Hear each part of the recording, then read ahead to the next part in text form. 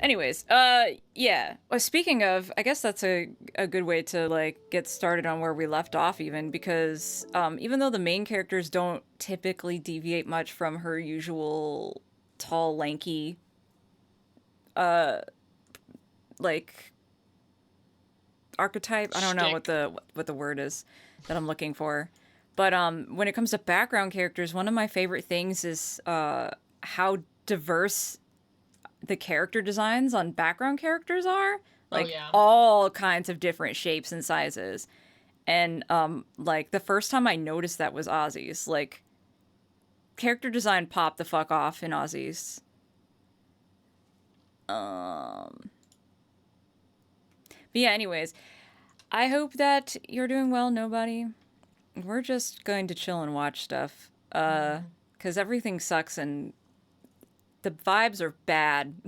So I want to make the vibes better and just watch my favorite show. Sounds like a plan. Which I would have done anyway, but doing it like on stream or whatever incentivizes me to like talk about it, which gets my hyperfixation brain all excited and going.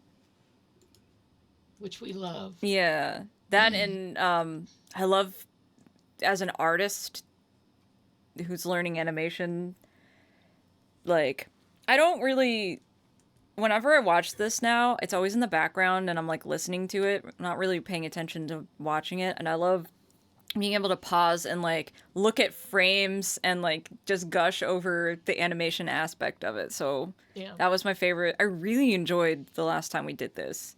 Yeah, it was fun. That's like I said, I don't know if I want to make that like a habit that something we do all the time, but I don't know. I enjoyed it. Let's do it. Let's go to Ozzy's. Fuck. We're going to Ozzy's. Yeah, hell yeah. It's about to get horny.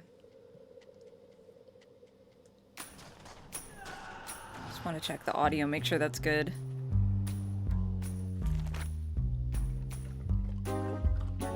It's good? I think so. It's like seems a little quiet. Hang on, we can fix it. Ooh, that was a fuck ton of lumberjacks. Wait, hang on. Hang on, no, wait. I want to immediately, because I actually did do animation practice from this scene. Specifically, I have a smear frame here that I love. Millie, please. Millie, please. Please. Oh, this one here. Hang on, wait. Okay, that wasn't it, but I love the smear frame too. I practiced a little bit by doing this bit here where Blitz like kicks his foot out and jumps up. I love this smear frame. It's so good. Look at him. Just look at him in all his glory. This episode is full of great smear frames. Which is why I picked it, because I don't understand how they work still as an animator. Like, they confuse me because you're purposefully making it look like bad in order to convey motion, and it confuses my brain. But I love them. Then he was also Millie.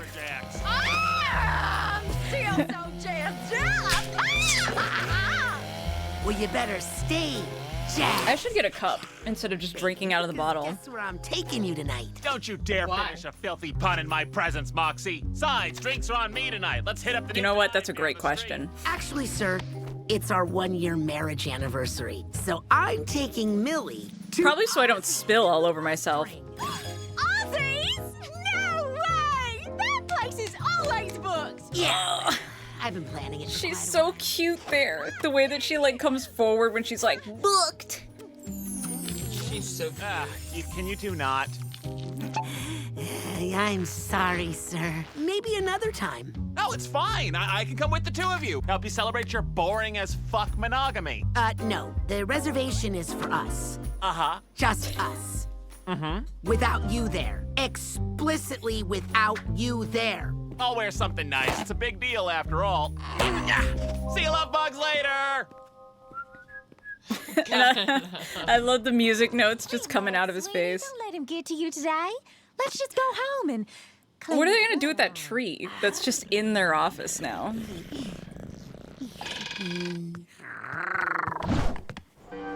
Elevator I 666. love the purring. Departing for Lust in 5 minutes. Oh, bitch. I love that. 5 minutes. This outfit on Millie is my absolute favorite. Moxie looks sharp, too. Moxie but does yeah, look sharp, but Millie's I would wear the little- dress. Wait, hang on. is so cool. Oh, I wanted to see if there was text on that newspaper. There's not. I saw that Exorcist, though, bitch. Yeah, it's Luna. Whoever you are, go for it. Hey, Looney. Just want to let you know I'm not going to be back home until real late. I got Actually, something important tonight. Everyone pops off with their fucking outfits in this episode. Because, like, Oh, that's true. I love Blitz in that jacket. That jacket is the shit.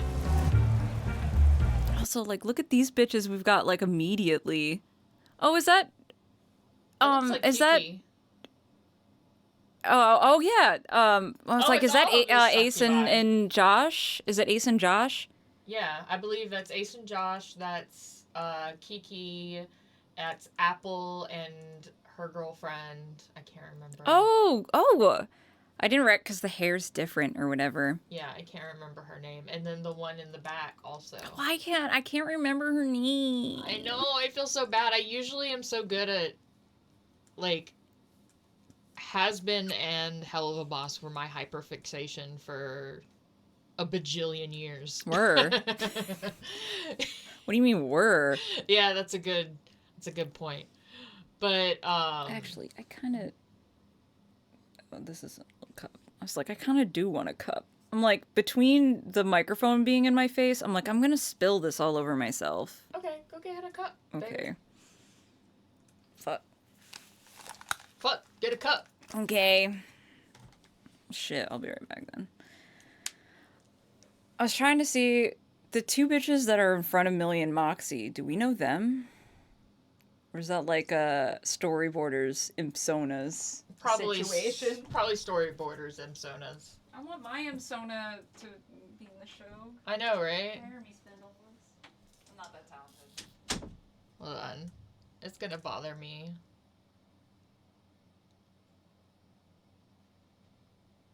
Let's see if I can look up.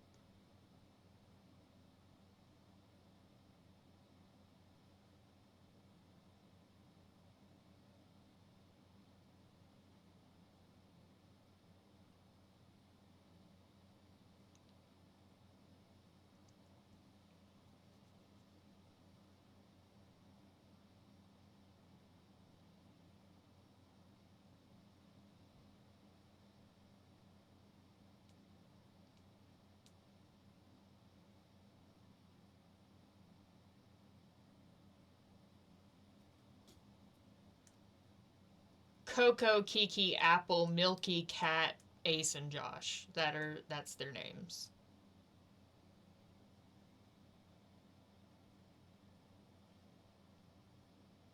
Milky, who's Milky?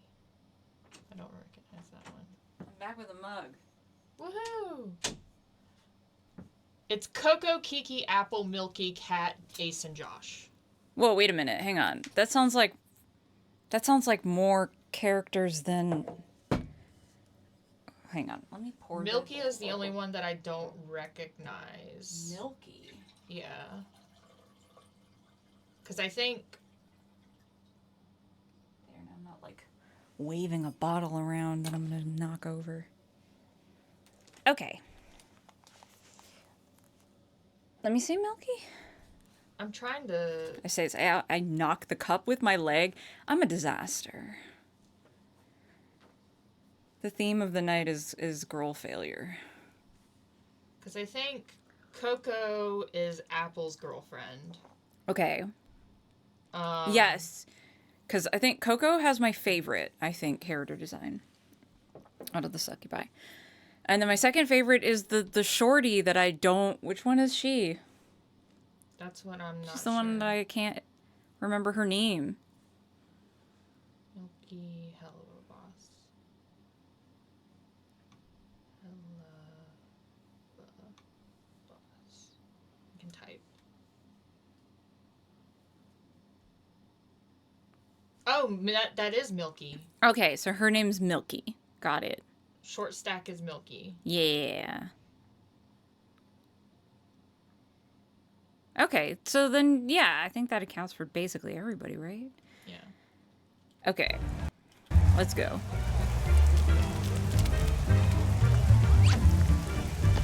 But yeah, I love Blitz in this jacket. Got a reservation? Oh yeah, I'm with those two. This club is for couples only. It's what? No date, no reservation. Also, this imp succubi or incubi hybrid guy. You have really nice eyes, Daddy. There's angel dust. You fucking prude! Imp is. Wait, hang on. Was there something on the other posters? I have an XX extraordinary day. Hang on. No. Go back. Go back, go back, go back. Go back, go back, go back. There, that's like a little more zoomed out. But I can't read it from here. Wait, yes I can. Over and... Wait, and recover? Fuck. Oh, I think those are just the names of the other robots in the robot show, maybe. They look like names. You fucking prude!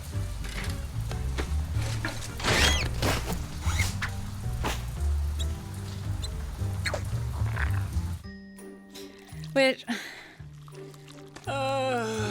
this episode made so many people hate Blitz. And I'm like, guys, Blitz. I feel bad for Blitz this episode. so do I. And I think that by the end people do too. It's just the fact that like we know how miserable Stolas is. Why won't you love me, Alejandro? Telenovela. Novella. Gabriella.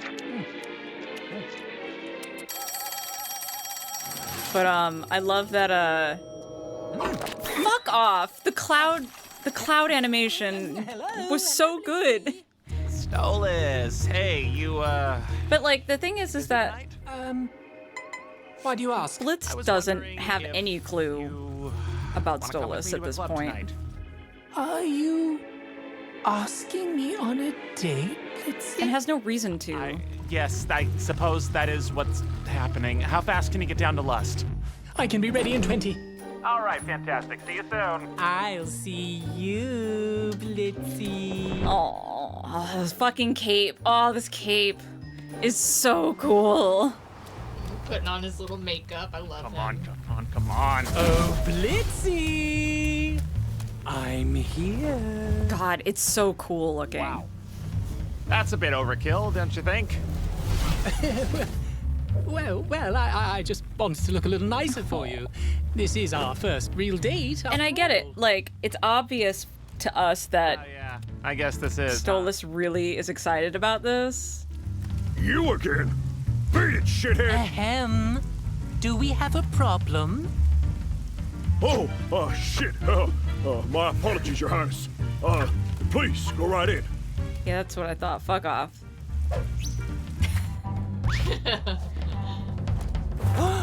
Oh my. Oh no. No, but yes. Oh my god, oh my god, the background, the background. Oh my god, it's so pretty in here. Oh my god. Oh, Blitz. How Wait, romantic. hang on, no. No, what? Or the book he's like sitting on. I never got, I want to read them. There's text on there. Oh, it's too distorted. Or like, somebody wrote something on there. Maybe we'll get like a cut to it close up or whatever. Yeah. I love that they put books out in the first place though. Also, we're already with the character designs. Like, look at this big shark guy and his like tiny little girlfriend. I know. And so then cute. what? I don't want to know what's up with the clown like characters, because we kind of have an idea of like what demons come from what rings at this point. Yeah, like the imps are from wrath. The succubus and incubus are from lust. The sharks, the loan sharks are from greed. The sirens are from Envy, and then the goat ones that I don't remember. I guess they're like Baphomet-like, are from Sloth. I mean, as far as I know, Pride doesn't have any particular. Pride is where sinners go. Yeah, that's just where the sinners are. So I don't know if they have any native demons. I don't think they have any native, but they do have like imps and shit living there. Yeah, because like anybody can just go there. But I'm like, what's with the clown guys? Where are they from? Who are they? What are they supposed to be? How romantic is this? What made you choose such a place to bring me? Oh, it just sounded like I just thought we'd have a blast here, you know? God. Wait. Wait, I love that guy toasting them in the background. It's like, hey, good for you. Good for you. I thought it said it was for couples only. Where's his date? Yeah, where's your date? Well, maybe they're they're in the bathroom or something. Maybe. Or, you know, they're like that other, they're like under, damn, they are hot. You know, maybe they got like this situation going on.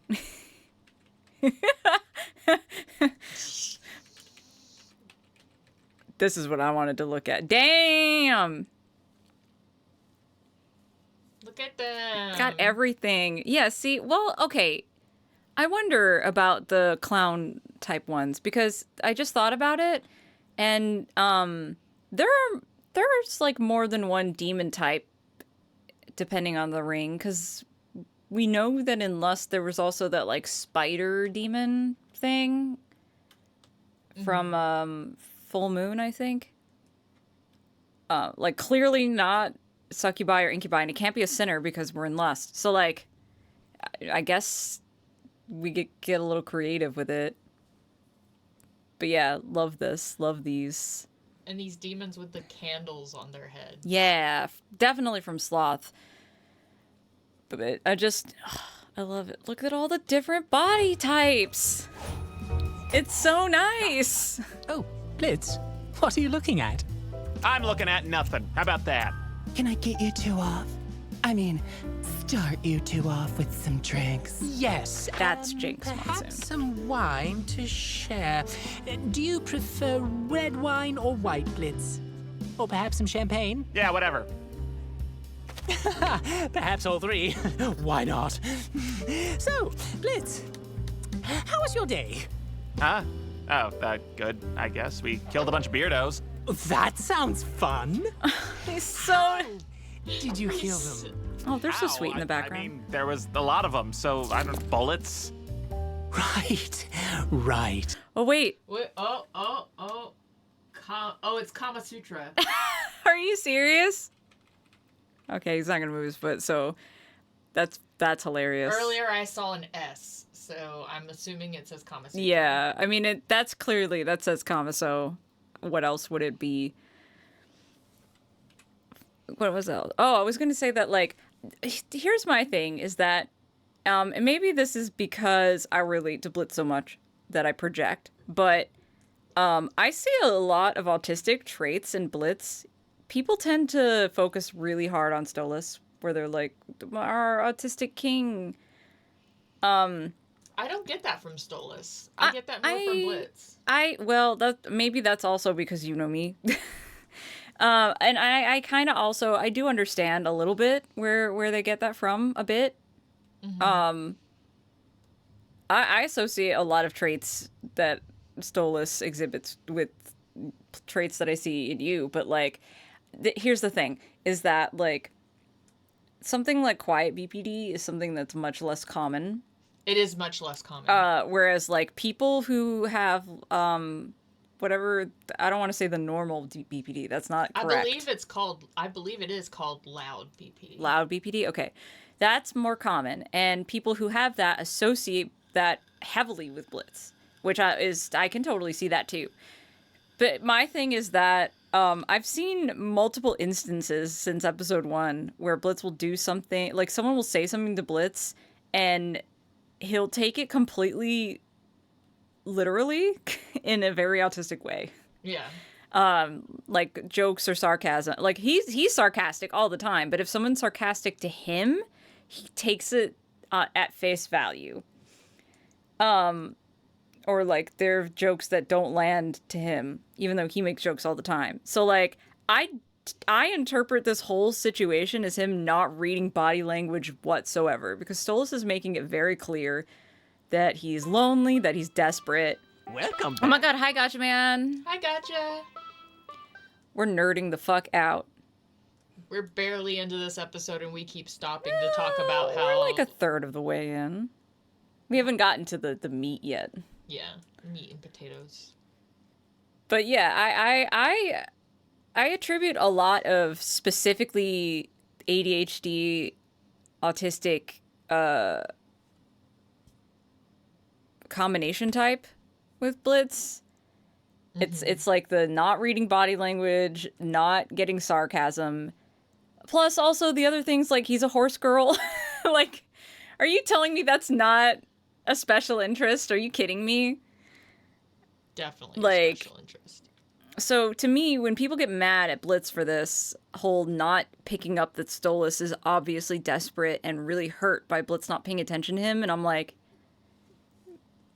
when has my man ever given the indication that he can read body language? Because I've seen this show a bunch of times and I'm failing to pick up an instance where he was able to pick that up. I mean, literally look at the screenshot. I know! Look at this screenshot with Stolas obviously looking so desperate and Blitz so isn't even looking at him. uncomfortable, and Blitz is just like blank. Yeah, like not like looking past him completely. Yeah. So like I get it, like plenty of autistic people do not see it in Blitz, but I do. So, you know. So, what made you decide to ask me out after all this time? Ladies and gentlemen. Oh fuck. It's I'm gonna time pause for again my immediately. baby. I'm sorry. I will get to Fizz, but I want to look at these fucking succubi. But my Blorbo. No, we're gonna get to that. Damn! The thickness. Oh my god. And then we're appreciating different body shapes this stream, okay? First, like, I'm in the suspender pinstripe pant combo. I would wear that actually. But Yeah. oh my god, damn. Oh, that ass.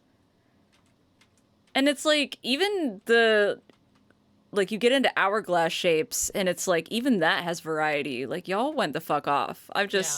There's an appreciation of the human body. Especially when I'm going to let it play, but I'm going to say this first, especially when it comes to Osmodius, because when I look at Osmodius, when Osmodius is not moving, I'm like, this is an interesting way to depict the sin of lust. But then he moves. Yes. And I go, Oh. there's the sex appeal. There we are. I see. Can Okay. Well. Oh wait. Oh, no, hang on. I'll pause it. You can go No, ahead. no. I'll need you to pause it later Okay, because because we're not there yet. We're about to go into full appreciation for even the goat. Sorry, even the goat characters have different body shapes. I love that. Look at Josh and Ace. Wait, where are they on frame? Oh, they're all canoodling. See, this is bullshit. The way that they're all like, only sex is allowed in this club, no love. When Josh and Ace are right there canoodling the whole time. You gotta be fucking kidding me. Like, they're so in love. But yeah, we're just gonna, I won't go through it too much, but the way that whoever loves is like animating Fizz all the time, like his slithery animations with his limbs, they have fun. I love it. Rubber hosey. Yes, it's so good. It's so good the way they play with him, like his limbs. It's so good. I see some sexy faces Okay. around here tonight. Welcome to Ozzy's Lust Rings #1 So place good. for all kinds of sick, twisted fantasies put on display for Look all at them. They're so gay. They're so cute. choice of Osmodius himself. Come on, give Wait. him some love. Look at this bitch. Look at that face. The bitch in front. She's just like, hell yeah. She's like, yeah. Did you just say Osmodius? Oh, no fucking way. Not him. I am the one and only Fizzerali. Some of you might recognize love you, this Fizz. dashing clown face from my numerous toy Bodic replicas across the rings of hell. Gloriously designed by the big man himself and, ribbed for your pleasure tonight. We have a great... Cynthia, hello! Cynthia, hello. Oh my god. Veronica. Ponytail Veronica's everything to me. I know, I love her in a ponytail. I got a funny one for y'all. Wait, go back. We have to go back. I want this straw. Oh, there's we have to his talk date. about the straw. Dude, this fucking gesture's so good. Yeah, go ahead, smoke a weed. It's a curly straw that says bitch. I want it so bad. Those exist. I want one. Also, I love that the microphone looks like a butt plug. It's really good. The microphone looks like a Hitachi. Oh, it does, yes. But in some, like, certain frames, the way they're holding it, I'm just like, Butt plug. I got a funny one for y'all. Did any of you hear about the bat shittery that happened at Lululand? Oh, look at that cutie.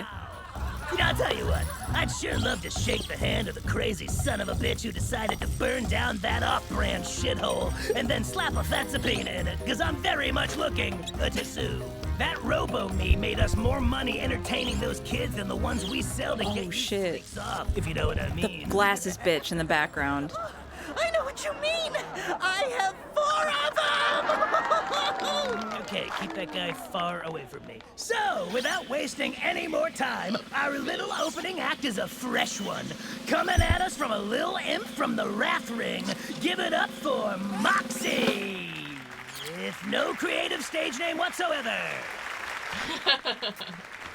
Oh, and the way her eyes shine. Oh, I can't. Yeah, the animation just goes the fuck off immediately when this starts. Hi. Thank you for letting me be here. It's an honor to play. Hurry up, bullet. Damn, ma'am. This song I is for my say. beautiful wife. A surprise for our first anniversary. I love you, Millie. She's so cute.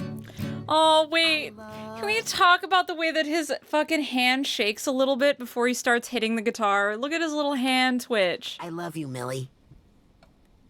Oh, that's adorable. Cute. More than the brimstone love. That's so fucking cute. More than the elves Elsa loves her bone more than a maggot loves gangrene stubs.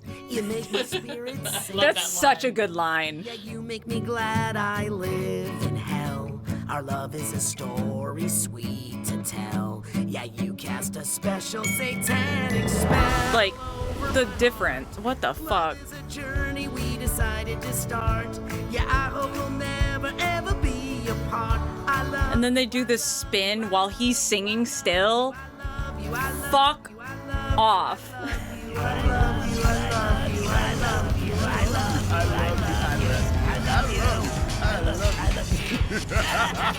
You singing love songs in my lustful lounge. Ozzy's ain't the place for sentimental sounds. What you expect from a proprietor like This- us? Your demon host, So, Osmodeus. James of love. Eagleheart? Is that how you say it? Give me a thrust. Babe, your voice. Show me some love. From the growing The way he moves. desire, we trust in the house of Osmodeus. Trumpet.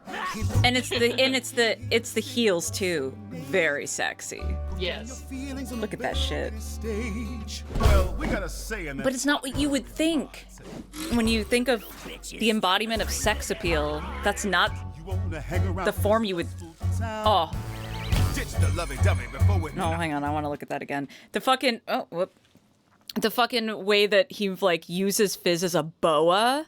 I know, right? And Like, they're that's so sexy. Wait, no, I can't say that. That's a spoiler. But anyway, Osmodeus's voice actor, It's James. I want to say that it's pronounced Eagleheart, but I'm not sure.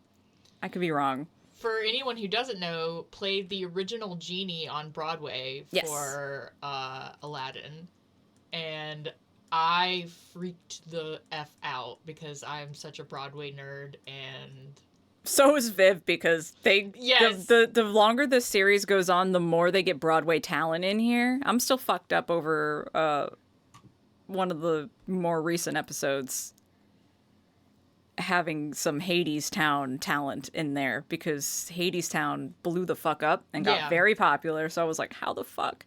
But, you know, like, I ask myself that constantly about talent in this show, like, all the time. Like, from the beginning, I was like, she gets well, fucking, how did you get Richard Horvitz? Like, how did you get Norman Reedus? yeah.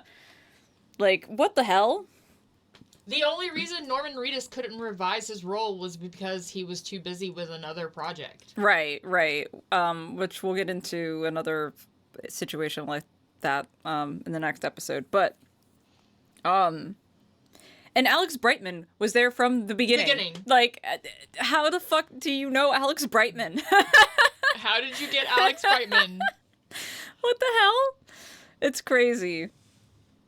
Fuck, what else was I? Oh, I was gushing about Asmodeus's design and stuff. Because, like, you know, when you think of lust, you think of first of all, you think of a female, like a femme body. Yeah. And you think of, like, big old titties and big old hips.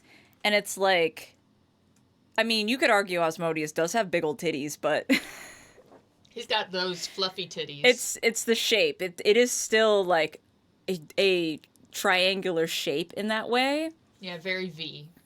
And it's like I said, when he's standing still, you don't necessarily get the same idea of the sex appeal. But the way that he moves is very sensual. And, like, the thigh-high boots, and then, like, James's performance. The performances really sells it. The kills voice is it. so sexy. So sexy. Also, I love the demons in the hair that, like, do the lip syncing along with him during the song. First of all, so unnecessary from an animation standpoint. You did not need to do lip syncing for all three heads during this musical number, but they did it anyway. And second of all, I love it because it's accurate to the like the Key of Solomon. Mm-hmm. Because I don't remember exactly what it's. The demon Asmodeus is like, what is it? The head of a ram, the head of a bull, and the head of a rooster.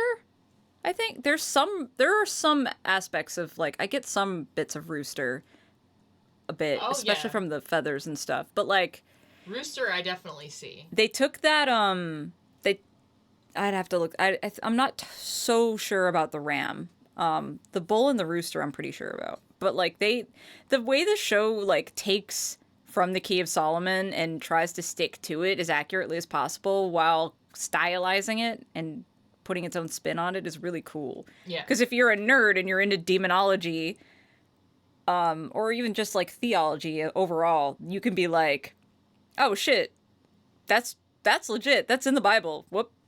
Like, that's why I get it. I don't get why, and I mean, I suppose you can make an argument for it because I don't practice voodoo, but, like, a lot of people were pissed off at Alistair for having actual voodoo sigils when he's Creole, so that made sense. I understand that people who are upset about voodoo, because if I'm remembering this right, voodoo is a closed religion. It's a so closed it's one of those religion. things where it's like you're not supposed to depict it. Though I don't know how it is now, like modern times, because I'm thinking about how they do get into that in other media, not just this. So it's not like it's not been depicted. As I don't know. I'm not religious and I don't practice, you know, like, so it's not I don't have the authority to have any say on that. I'm firmly an atheist. But exactly, Disney does it and nobody said a thing. But Viv there's does that it. too, yeah. I wasn't even thinking about Disney, but true. Disney does it, nobody says a thing, but Viv does it, and suddenly she's problematic. I was thinking more about the more recent Castlevania, which I thought was very tasteful and respectful. Like, again, not my place to say. But for me, I'm just kind of like, I appreciate when things are done with great consideration and respect. Agreed. Something that it's like a understanding, like you can tell that they understand like the weight of the thing, which, to be fair, we haven't gotten as far into that with Alistair, so you can't say that it's handled with that level of consideration because it hasn't been elaborated on. So, especially, it's not even explicitly said in the show proper. You have to disregard the pilot. It's not said in the show proper exactly that Alistair is even Creole. So, like, the concerns are valid. I believe that we'll get more in the next season, and I do believe so, we'll too. see. Like, I think from what I've seen and read and heard that it is something that was chosen carefully, and considered and is being treated with respect. But it's not my heritage. It's not my religion, and I don't know Vivian, so I can't actually say that with authority. Yeah. I hope so. That's all I can say, is that I hope that it's treated with respect. All I can say is, from what I've seen and all the research I've done about the development of Has-Been, because, I mean, I knew about it before the pilot even released. And Same, actually, but then I didn't pay attention to it for a long time that you were, but I do remember before the pilot even dropped, hearing about it. And then when the pilot dropped, I, like, head dove straight into lore and history of the development of these characters.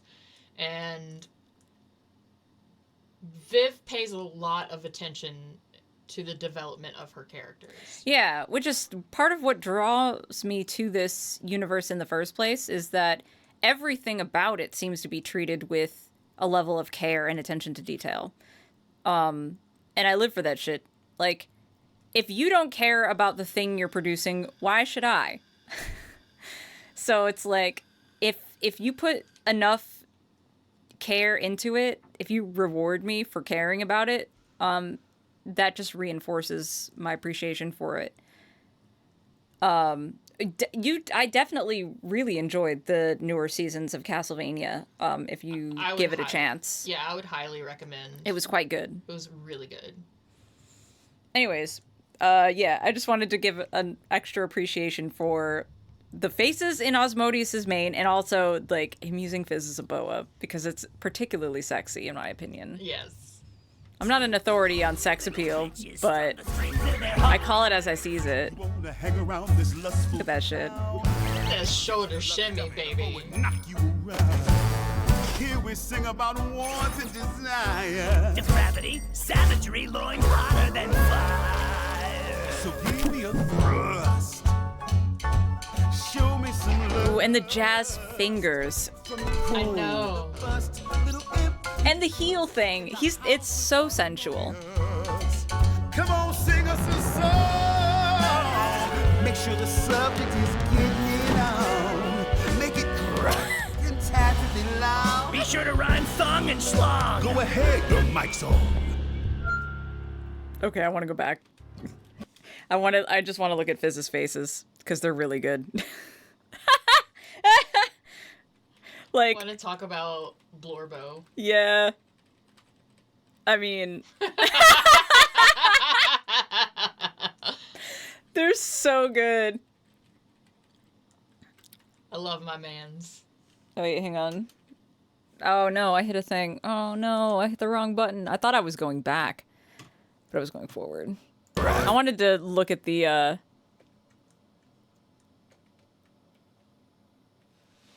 Osmodius. Come on, sing us a song. Make sure just the, like, dollar bills. It's good. It's good. Be sure to rhyme thong and schlong. Go ahead, your mic's on. I want. And, like, the soft lighting when he goes back to being sweet. Make gentle love to you. What a lipstick imp. You're really killing the vibe. Get a load of this dweeb and his unsatisfied pride. Hey now, I've watched those two pork many times. What? Blitz? And honestly, they make Missionary look Relatively exciting. Is that Blitzo? So you're showing your face? Hey, everybody! This guy's a total disgrace. Oh, and the way they play with colors. On a relationship. Last I checked, your love life is a pile of shit. Oh, Blitzo? I used to date. Oh, Verosica. Ma'am. Stroke on my plate. Yeah, but when it was my turn. Wait a minute. Reciprocate. Hang on, this one bitch is so upset. I never noticed her before. She's so pissed the fuck off that Verosica's on her table. Oh my god. Either that or she's pissed that the date is like taking video or something. yeah, or that Blitz did no reciprocating. Oh yeah, well she hasn't said it yet. Oh, that's true. But yeah. I know that Twitter said the show is annoying writing, but also it's musical theater ass writing. No, Twitter just has shit opinions about everything. Yeah. Twitter thinks that the writing is annoying because sometimes it's cringe, which I personally love cringe. I don't have a problem with cringe. Nope, no problem. In fact, I enjoy Unhappy Campers, which is arguably the most cringe episode in the whole show. And also because for some reason there's a group of people that watched this show, and this is going to be wild, that are homophobic. I don't understand how they exist, but they do. And they liked the premise of the show of being a group of murderers in hell that murder people on Earth. And then when they realized that that was not the plot of the show, instead of that, they were like, the show changed. They got mad at it because they thought that was the plot, and then they pandered to the gay audience and made the plot boring. But the plot was always about Blitz and his relationships. It was never about IMP. No, it was never. So when shit got serious and the plot started to gain traction, like the actual plot, the IMP stuff was less important because it was never the plot.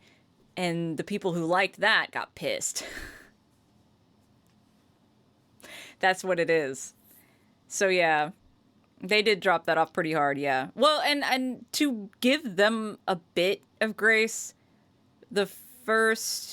I'll say the first episode sets up the actual plot pretty well. But like we talked about, the second to fourth episode get a little sidetracked with things to where you could, like, especially episode 4 has nothing to do with Stolas at all. So, like, nor does it ever touch on anything to do with Blitz's relationship with his crew or his insecurities or anything. So it just has to do with the stupid fucking cherubs. So you could watch those and get the wrong impression. But bitch, it was always about Blitz. It was always about Blitz and his relationships with other people. Yeah. Not just It's a found family story. It's always been a found family story. Yeah. Not just Stolas. I mean, Stolas is a huge part of the plot, obviously, because he is the love interest. But it's... Yo, Kafka! Kafka, what's up, baby?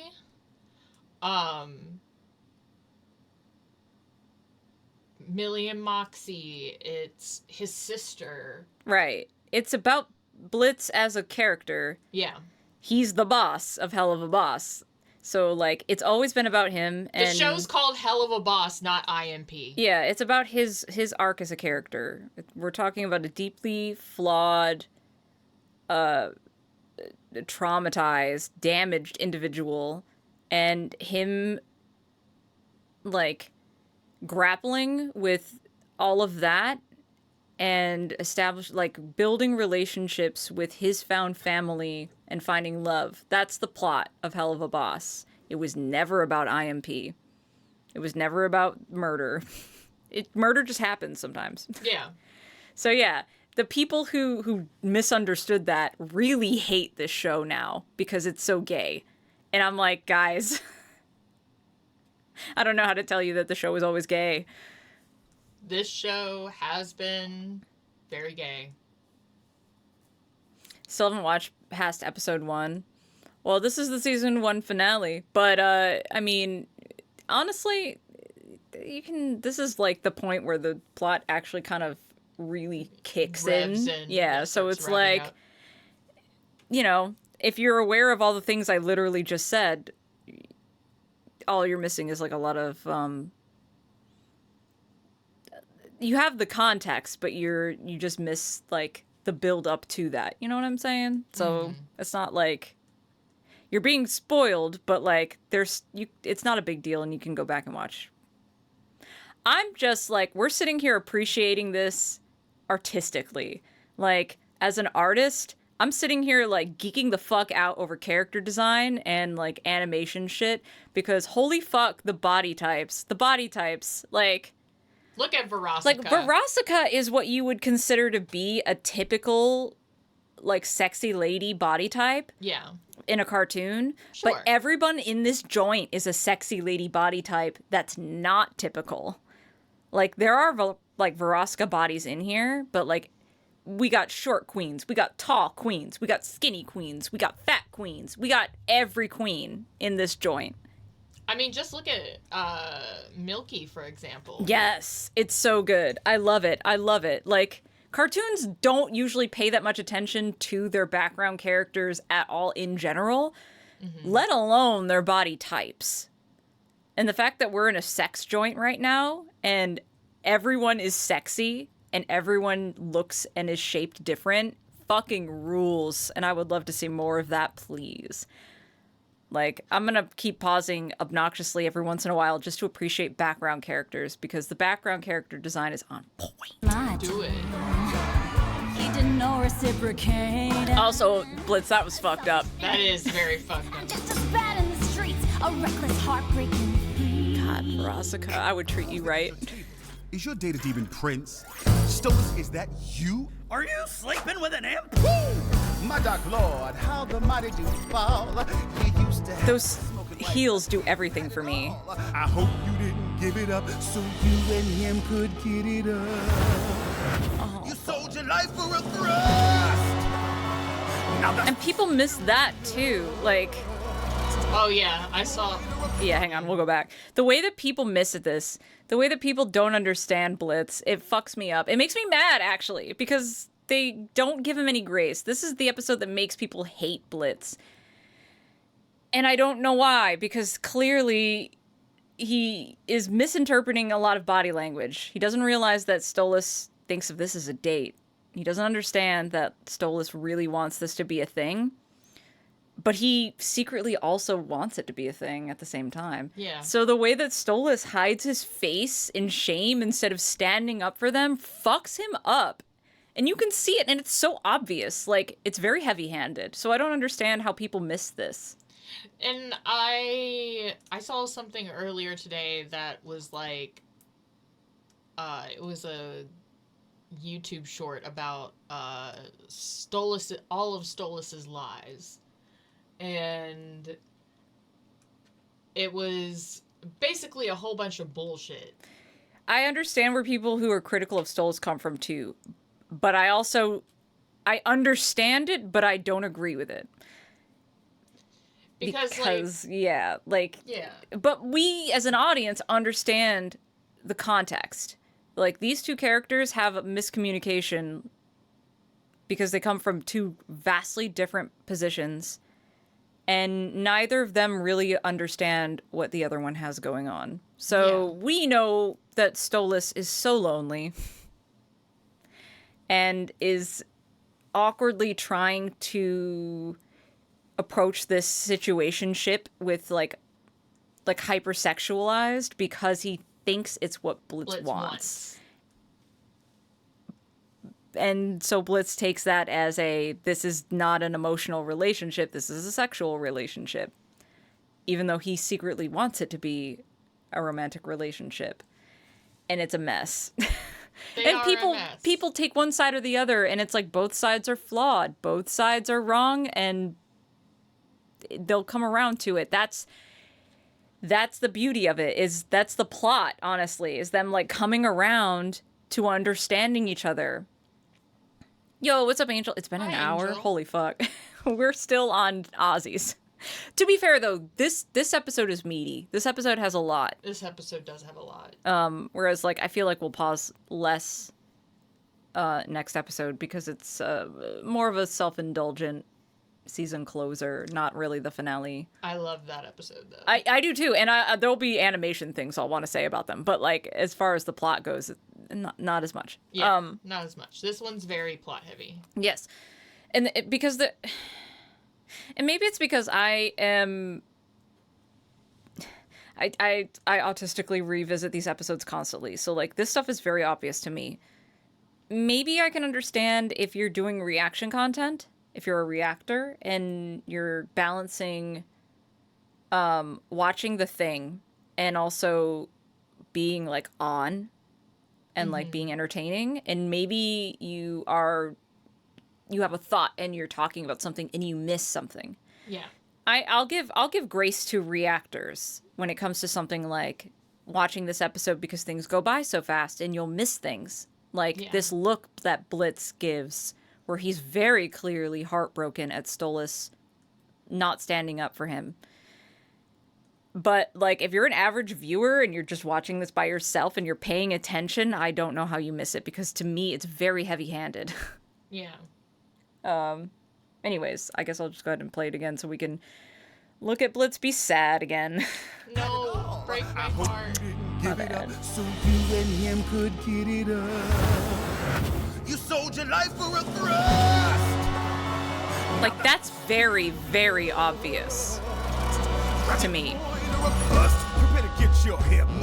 Ozzy.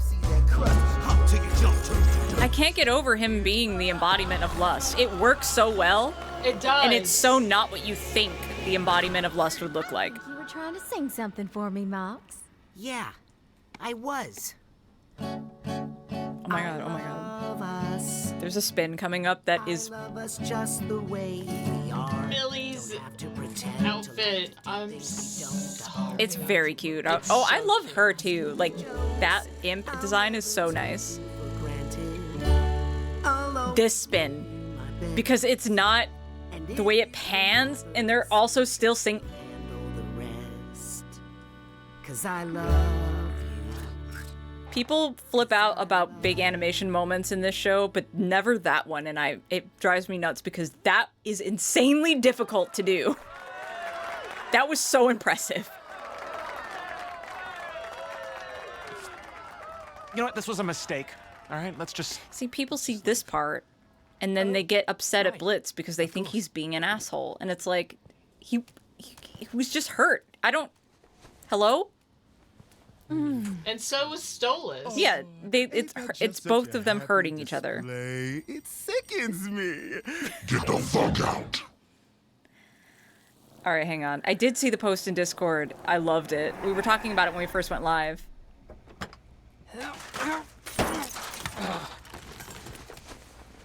I'll let this moment play and then talk about it. For inviting me out tonight. Despite everything that's happened, I enjoyed spending time with you. Yeah. You know, I have some more wine in the house. Octavia's with her mother this weekend, so we could... I'm not fucking you tonight, okay? I'm really not in the mood, Stolas. We could talk, or watch a movie, or maybe cuddle. Stolas, don't act like what we have is anything but you wanting me to fuck you, okay? You make that really clear all the time. But I can't do it tonight, okay? I'm sorry. Okay. Good night, Blitz. Night. Oof, that hurts. It hurts so bad. I know that, the thing that I always think about is, someone was asked Brandon about this scene and how he felt so terrible the way he said night afterwards. He was just like, I went home and felt like shit after that session, the way that I said that. And I was like, yeah, I felt it. Yes, thank you. I was literally about to say that, Angel. That was the thing that my very first thing was that, like, Stolas teleported there. He didn't need to be driven home. He teleported to the Lustring. He wanted to hang out with Blitz. He wanted him to drive him home, even though he doesn't really fit in his car super well. A lot of people miss, like, just the things, like, Blitz is actually, like, on the verge of tears the whole time. You can hear it in Brandon's performance, in his voice. There's a couple of frames the animators made sure to show tears in his eyes. People miss that. It is a van, you're right. You know what I mean. Vehicular. Like, you can't look him in the face, and it's like, yeah, to us, we think, we've seen Stolas at home watching novellas, being sad, being lonely. To Blitz, all of his interactions, and I talked about this when we watched Truth Seekers, all of his interactions with Stolas have been like, this is a sexual arrangement. We fuck. That's what we do. And Stolas goes way overboard in the innuendo and sex talk to him because he thinks that that's what Blitz likes. Yeah. But Blitz interprets that as that's the relationship. Wants. So, like, him saying this to him, being like, this is what it is not wrong for him to think. Because that's the impression that Stolas has given him up to this point. And, like, the look on his face right now is very reminiscent of, like I was talking about in Truth Seekers, of where he really wants this relationship to be more, but to his mind, in his reality, that can never happen. Yeah. He's not worthy of it. Exactly. And also, this is strictly a contract thing. It's contractual. They fuck, and he gets the book.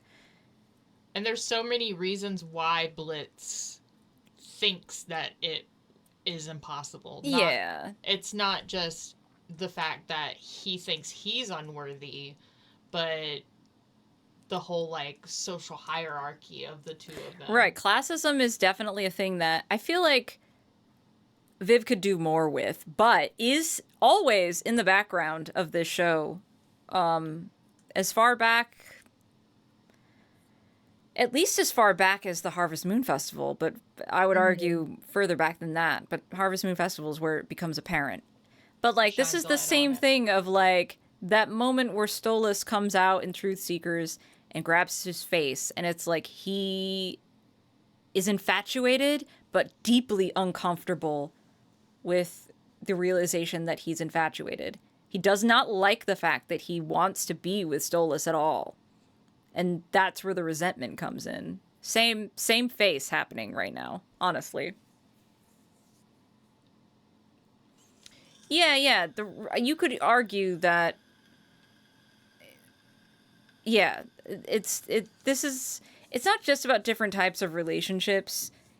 I would argue that a big theme, and we'll see whether or not I'm right about this.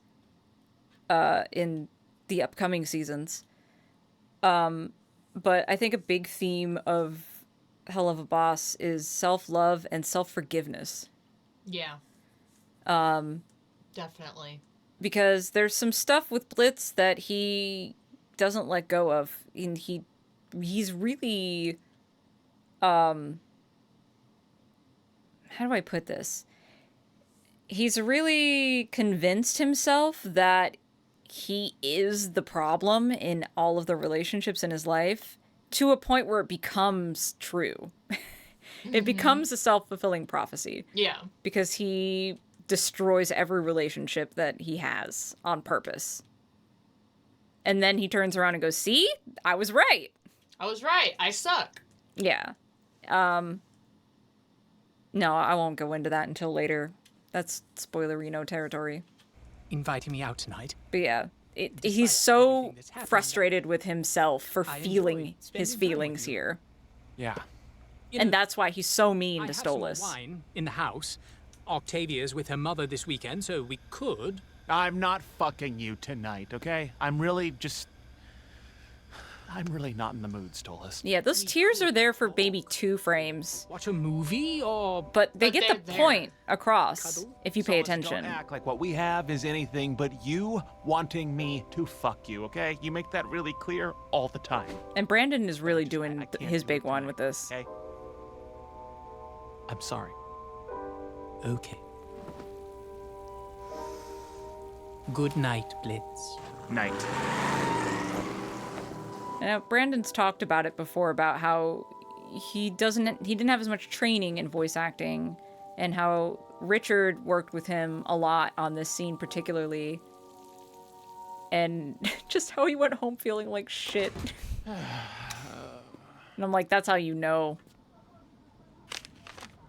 And I guess we should point out that he scribbles himself out of all of his photos. I guess that's, to me, that's obvious, but sometimes people don't notice that right away.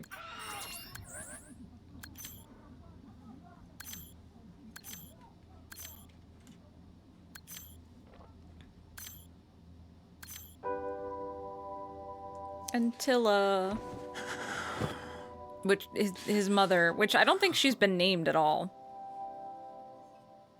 But yeah, the way that he just, and I want to talk a little bit about that, going on your phone and looking through photos or whatever, because like, we've talked about this before. Yeah, the way that the terminology's been coined now in the digital age of, my keyboard stopped working. Why? I hate that for me. But yeah, this has been coined as digital self-harm. Going through and looking at things that you know will hurt you emotionally via digital, like, media or whatever. Because it's like, why? He's clearly, like, upset. He's isolated. Like, Luna's not home. He has nobody. He's upset. So he opens his phone and looks at pictures of all the things that make him feel like shit until he cries. And it's like, in modern day, like, how many of you bitches have done that before? Hi. I've done it. I've done it.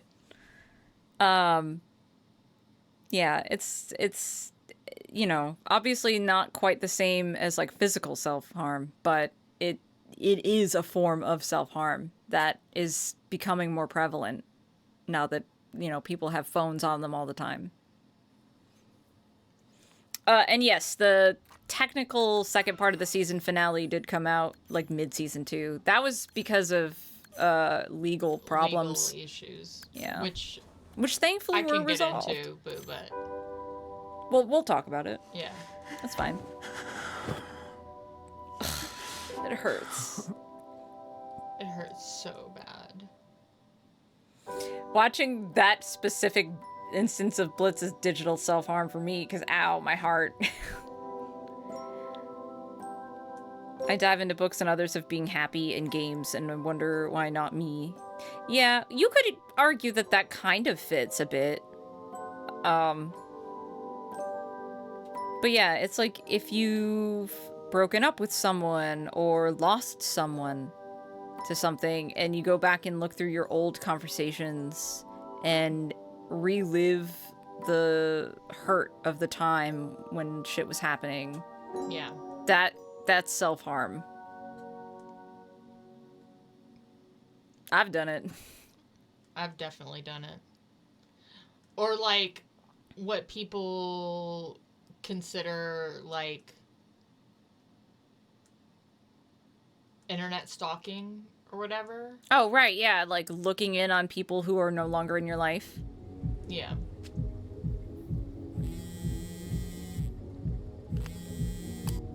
And then, you know, Want me to drop you off here? tries to call Luna. Looks right. She doesn't pick up, Yeah, which isn't her fault. Here before. But like, because this is exactly what's happening at the same time as the last episode.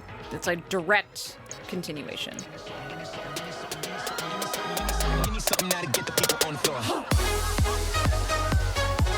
Oh, thank you for the big drink. Can you hand me my water bottle? I can. And I can also grab my water bottle. Also, this dress on Luna is so cute. It's so cute. Yeah, hey, thanks for inviting me. I will say for this episode, Meet the new and I can't pause anymore. Can you pause with your mouse?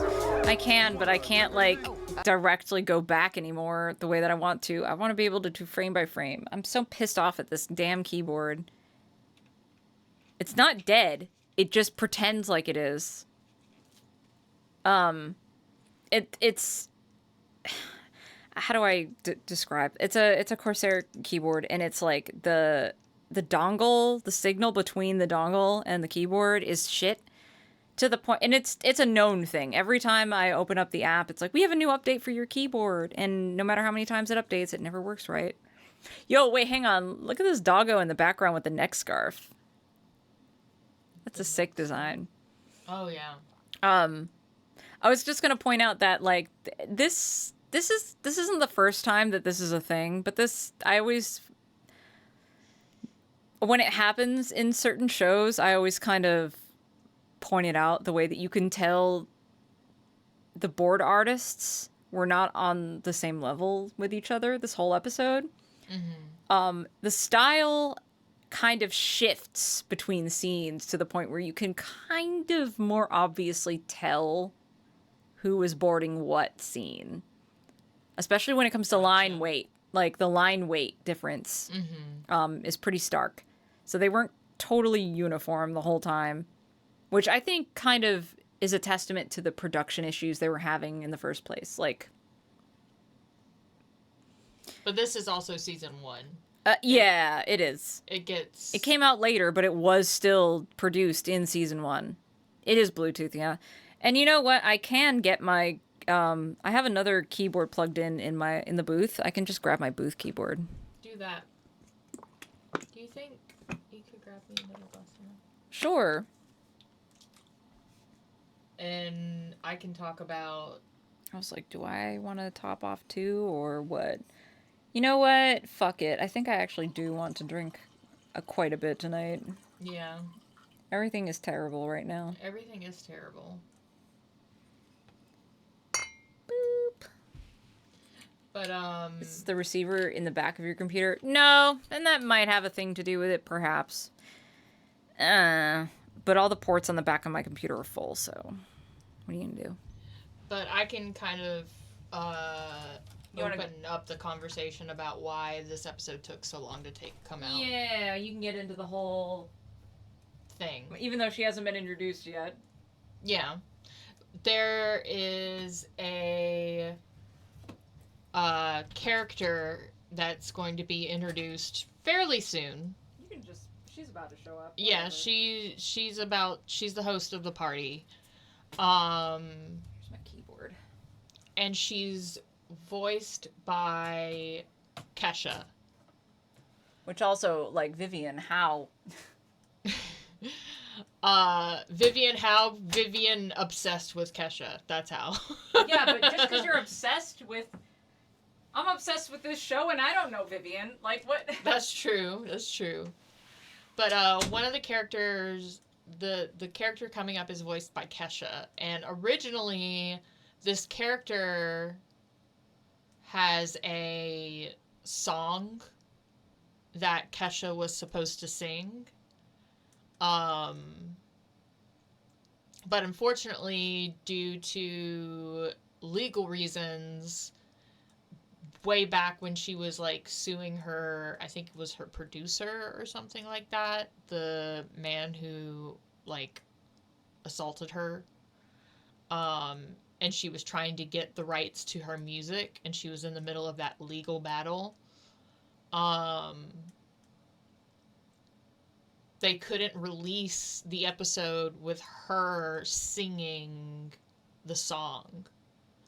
So instead, what they did was they had somebody who voice matches to Kesha really, really well. They had her cover the song and do it instead for the episode. But yeah, so basically that's the whole reason why this episode took so long to come out, was because there was this huge legal battle over Kesha singing. So wonder if Front isn't getting the right amount of power the whole time. Oh, I have no idea. Kimmy's being very kind to me and grabbing me a glass of wine right now because going up and down the stairs is very painful for me.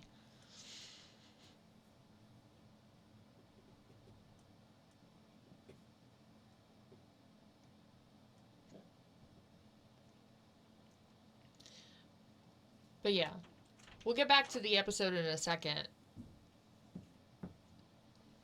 Jeremy bought me fucking sharp cheddar cheese, and I'm so excited about it. Sweet.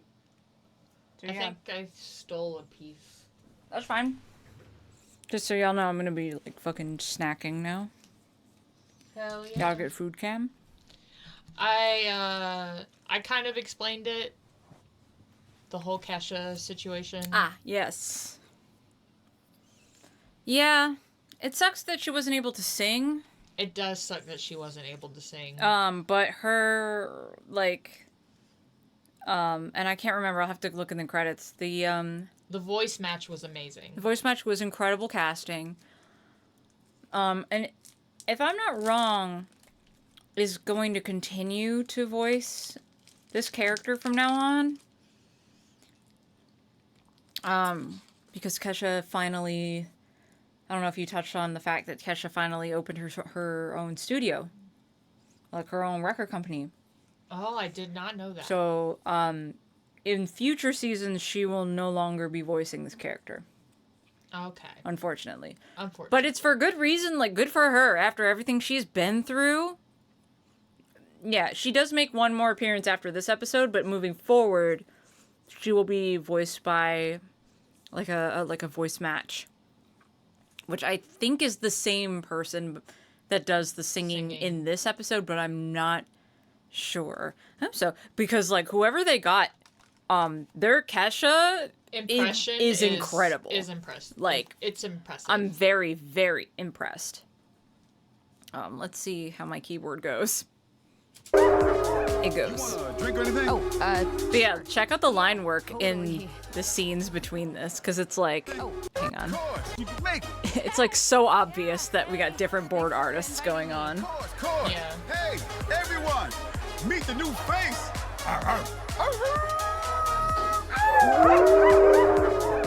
Also, the dog designs are all so good. Yeah, totally. Like,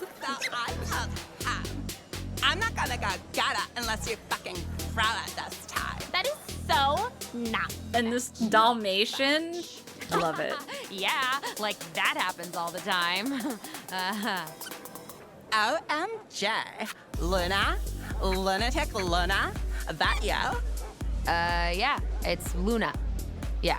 Wow. I can't believe you're showing up to another party. I mean, do you even remember the last one? I'm sure you'll remind me. Yeah, this? This you, right? Why do you still have that? It brings me joy.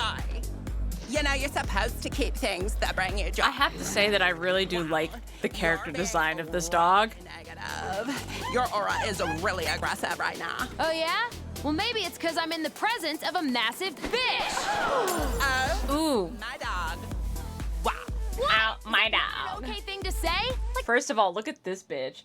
But also, I wanted to go back and look at this bitch with the fucking 80s spiky jacket in the background. Oh, yeah. Hang on. why do you still have that? It brings me joy. You know, you're supposed to keep things that bring you joy. Wow. Your Oh, fuck. I'm trying to get a good look at her, because, like, I love this really aggressive design. Oh, yeah? Well, maybe it's because I'm in the presence of Maybe a she'll show up later. Oh, there she was. Fuck. My dog. Wow. What? Is that not an okay thing to say? Like, come on, it's true. You can't say that. Did I miss anything? No. No, nothing. No.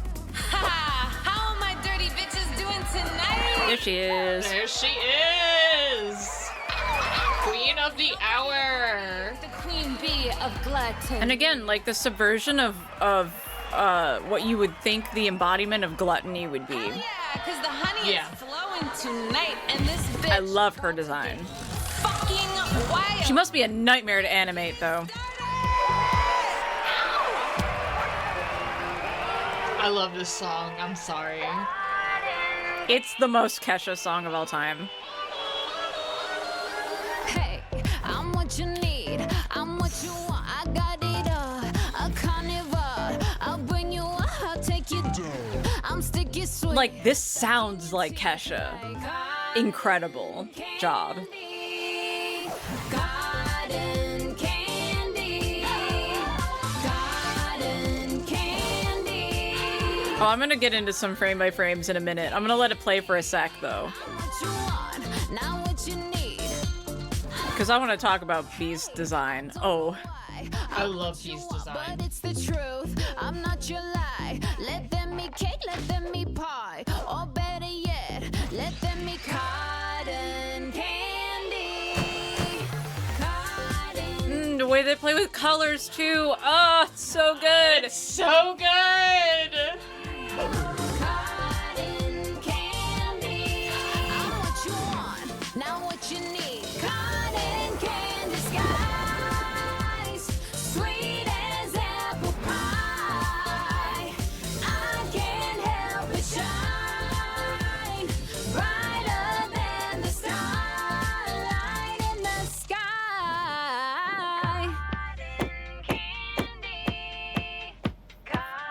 Like I suck at impressions, so I'm incredibly jealous of the talent of being able to sound just like Kesha. What the fuck? So what you want? You hungry? Take a bite. Get back tonight. So what you want? Your queen bee brings the sweet stuff, so keep making me that motherfucking honey. Yeah, keep it coming. That's a really cool idea for a D&D character. I like that. I like Luna's what the fuck? I'm what you want, not what you need. Cotton candy skies, sweet as apple pie. I can't help but shine, brighter than the starlight. Cotton candy skies, sweet as Put that out in a minute. I can't help but shine, brighter than the starlight in the sky. Ah, so good. So good. Oh fuck, no, hang on a second. You gotta go back. I want to look at all those imps. Ugh. Like, yeah, Miss Ma'am with your little, what are they, queefs? Oh yeah, the queefs. Oh, and there's Mr. fucking, neck scarf again, but in better detail. Love that. Ah, fuck. They're just all so cool and different looking. I love it. Because they're very clearly, like, OCs. Yeah. And, like, that rules the way that...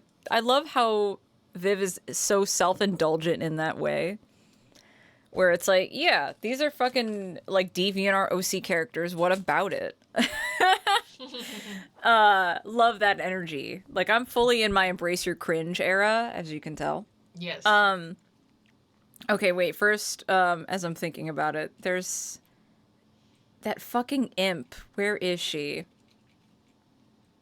I might have missed her already. Oh, that one's cute too. Aw.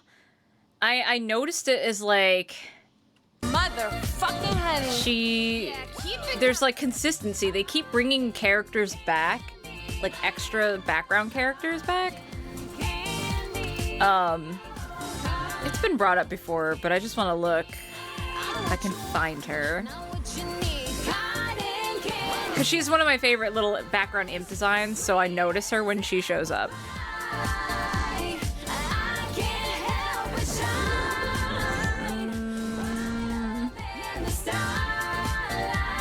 There she is. Oh, the bitch with the fucking bee thing in her hair. And she has a fucking cast on her arm from when Stryker kicked her in the face. And I was like, who remembers that? The consistency, bitch. I love it. I just know she's one of the board artists' OCs. She just sticks out every time. I love her. She's so cute. Oh, fuck, it's a sing, sing, sing. Well, I'll sing along with Cotton Candy as I go through this, actually. I was trying not to for the sake of, like, getting through the song, but, like, whatever, I'll indulge. Yeah. My thing is that, like, B, the way that her powers make sense as, like, the sin of gluttony, the way that she just makes shit happen out of nowhere. I don't necessarily fault people who don't get right away that she's supposed to be gluttony, because she doesn't look like what you think gluttony would look like. You know, what do you think of when you think of the sin of gluttony? You think of somebody who's overindulgent, so like a big-bodied character, like a fat character. Yeah, like Mammon. Yeah. But to me, we haven't met Mammon yet, but like to me, it's like, well, first of all, I like that her body, her stomach is like a lava lamp type thing. Mm-hmm. So it's like this nebulous thing. Yeah. That shit just fucking gets absorbed into. So she doesn't have to be a big-bodied character in order for it to be gluttony. She just needs to be gluttonous, which she is. She's like... so indulgent. Indulgent as fuck. And that's why I also... And I love her crown in her mane. That's very cute. Yeah. Somebody misrepresented Bee recently as a hellhound. And I'm like, no, she just throws parties for hellhounds. Right, because hellhounds are the demons of the gluttony ring. So I understand that too. Even though, like, she is very much a fox. Yeah. Like, she doesn't... I get it, because sometimes, like, fennec foxes kind of have similar shapes to certain dog breeds, but she's very clearly a fennec fox. And a bee. And a bee, yes. But I get it, because the dogs, the hellhounds are the native demons to the gluttony ring, which I also like, just because dogs will eat anything. Like, that makes so much sense to me, the way that dogs will literally eat anything you put in front of them. Oh, yeah. I also had issues with metabolism growing up. People are just like, I don't know. Whenever I get that, people are like, oh, but you are thin and you've lost so much weight. And I'm like, thanks. It was because of trauma. I was a fat kid. So, like, I understand that aspect of that. Because when I was young, that was me too. So will pigs eat anything? Yeah, we talk about that all the time because that's a thing we joke about. With, like, killers or whatever. That's how you murder somebody. You throw a body in a pig pen, and you'll hide all the evidence, because the pigs will just eat it. But yeah. It annoys me a bit whenever I don't get it anymore, really, but, like, when I first dropped a lot of weight, I got a lot of, wow, you look great. Or like, what was your secret? And I'm just like, trauma. Also, what's wrong with being fat? Like, I don't, it was just so disgustingly fat phobic, the way that people, like, I even knew somebody that accused me of abusing drugs to lose weight at one point. And it was like someone I considered to be my friend, even. Yeah. So I was just kind of like, okay, that's so, like, gross. That's so dismissive of my, like, the shit that I've been through, my feelings, and also just to insinuate something was wrong before I lost the weight. Whereas, like, no. I was fine. I'm arguably less healthy now. Thanks for asking. Oh, hey, happy birthday, by the way. On turning 35. Yeah. I'm right behind you. But yeah, just, there's nothing wrong with being fat. There's nothing wrong with having a fat body. I don't... Please. Stop. Please stop. Which is, like, another reason why it's just, like, I kind of appreciate subversion of tropes.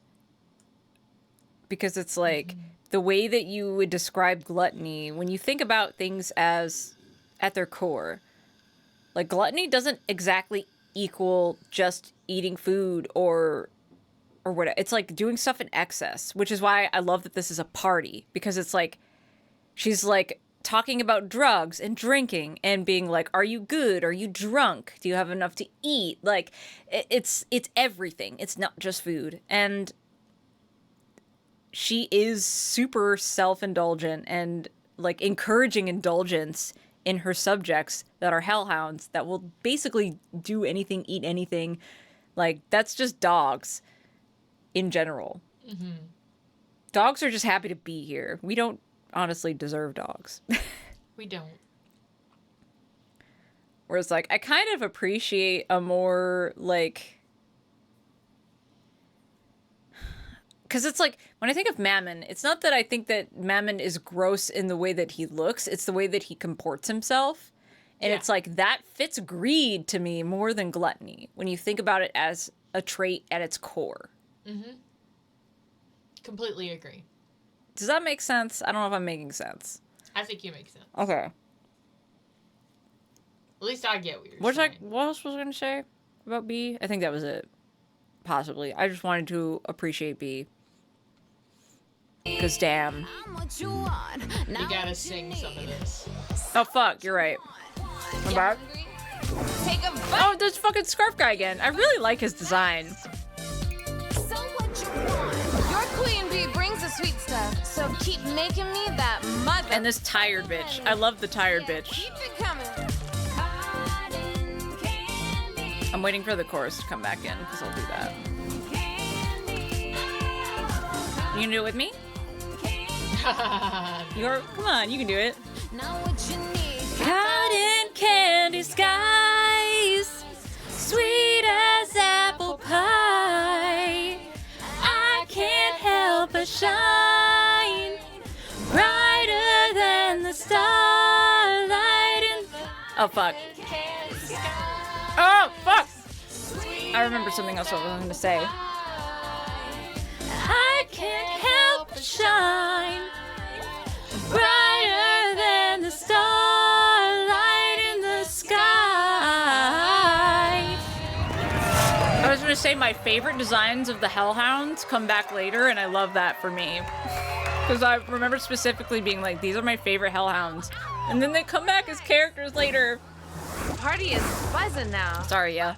I feel like I went a little too hard with the confetti this time, though. I hope that was okay. I'm kind of drunk. Rainbow in my vagina right now.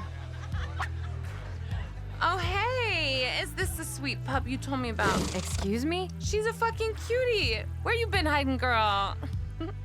Is there something funny? Nah, I'm just really high on all this tasty energy right now.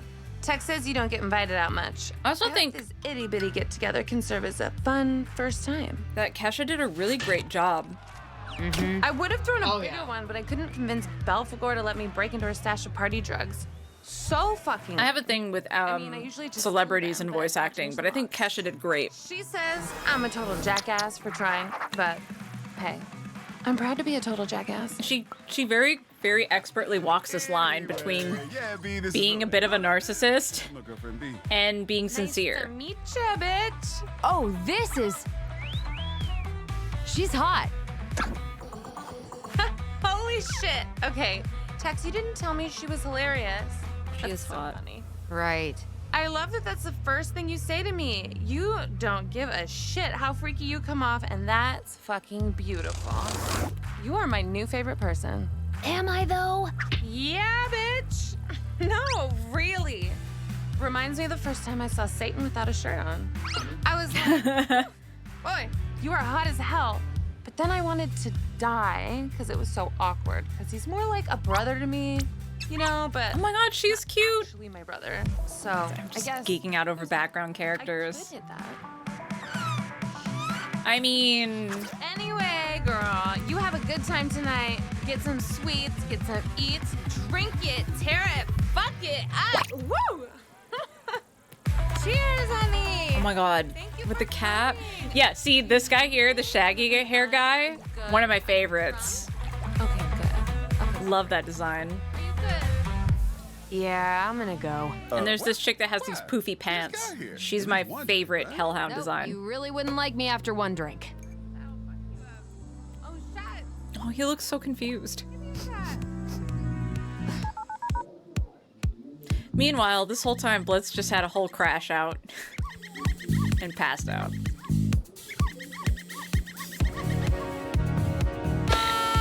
Yeah, she learned it from him, yeah. So stupid. Shouldn't have come. It's true, though. Like, they get each other. They really do. Looney. How you doing? You all right? Yeah, I'm fine. I just want to go. Hey, that sounds like Blitzo! The O is silent, asshole! I love this guy's outfit, by the way, the purple jacket. Man, where you been? Yeah. You here for the party? No, I'm just here picking up my daughter. Oh, shit. You have a daughter now? Adopted! Man, you're already leaving? Things just got started. Come in and show us all up again. No, thank you, but I think Looney wants to head back. Howdy next to you wants to leave? Watch it. I mean, we could stay a little longer. I think we need to go. Okay, I think it's been a long night. Well, these people seem to know you. Come on. I saw, like, think I the wanna give Vox this another Flick shirt. Please. Okay, fine. Maybe one drink. The way she says please. There she is. That's my other favorite dog design. I love her. That was nothing bad! I also love Miss Ma'am. Oh yeah, wanna fucks with the big bitch and boy? I got a challenge for you. Oh, he's gonna. Yeah, I also expected Charlie to say what-oh.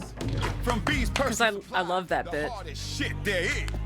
You ready, my man? Oh, born ready! Bring it, Barky! I will drink you under this fucking table. You have no idea what kind of night I've had. Yeah, I've been that bitch. Yep. I've been that bitch. All right, shit talker. But there hasn't been a soul yet who can beat me at These my hellhound own designs are game. so So cute. you better bring the fire, baby. Oh, is Queen Bee too scared to lose to a little imp like me? Oh, okay. Let's get it on, you little bastard. Come on, Blitz! Fuck her up! You can do it!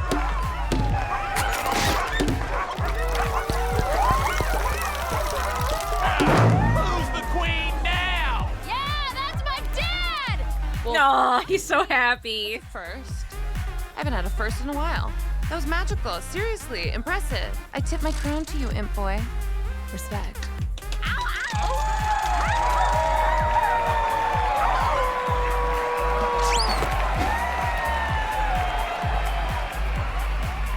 I also love the one dog in the background that just has a cone. You can just see his nose sticking out. That's the Ocarina of Time dog noise. I don't mean to be a buzzkill here, but your dad guy dude is he's seeming a bit Out of control. Like a mess.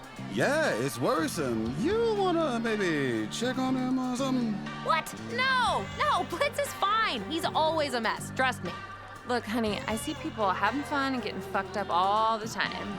But he's clearly getting wasted off his ass and causing problems on purpose. So I feel like you should check up on him at least. Just see if something's up. Don't act like you know him like I do. I ain't saying that. I'm just pretty sure he's had like 4 tongues inside him at once. I mean, good for him. Good for him. I appreciate that line. People at my Look at them, so cute. But I'm just like, I appreciate that line a lot, where it's just like, there's nothing wrong with having 4 tongues inside you at once. It's just, you know. Likes you so much. What's that supposed to mean? You got a problem with something, sour cream? Don't follow me. Sorry. Yeah. Nope. I'll check on him. Sorry. I know I got a little spicy there. I just hope everything works out. Now let's dance. Blitz! Blitz! Where are you, shithead? Blitz! Oh, piss on a dick! What the fuck are you doing, Blitz? This guy. It looks like you're in the middle of a goddamn orgy. Stop! Look, I didn't expect you to come in here and see any of this loony. I'm so sorry, but it's a Your party. face I'm is just so having good. fun with, fuck is your name again? Dennis. Christ on a stick, you would be a dentist. Get the fuck away from me! I'm not fucking a dentist tonight! I need a Monica or Alejandro in here, stat! Yeah, fucking Dennis. You don't need anyone else sucking your face, freaky weirdo. You need to drink something other than Bezel juice. No.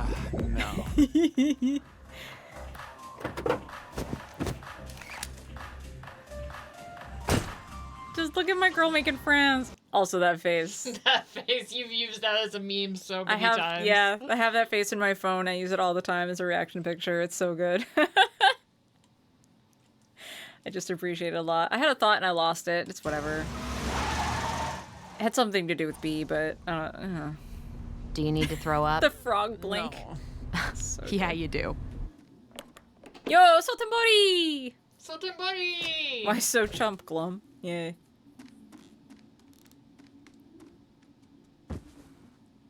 Yeah, that's the thing. I appreciate the consistency in like attention to detail in that like even minor characters really come back shitty day. later. Oh yeah? Is that why you drank like 5 gallons worth of who knows what? Fuck, Fizz was right. I'm gonna die alone, aren't I? The way he's fuck referencing me truth seekers here and not anything that Fizz ever said to him. It's like, Will you be there, Looney? Beware. It's lonely. I'm gonna die alone. I'll be there, Dad. Yeah, drunk dad moment. Now go the fuck to sleep, okay? Smell the amoxicillin.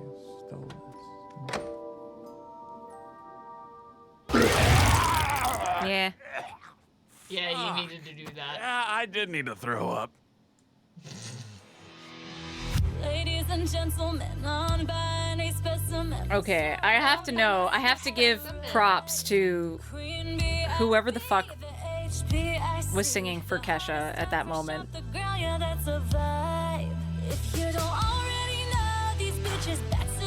Which, if I'm remembering rightly, Kesha still did write the song. She just legally couldn't sing it. Your camera flickered 3 times in the last 2 minutes. Did it really? This is a newer webcam. It's not anything I can do about right now. All I can do is try to fix it later.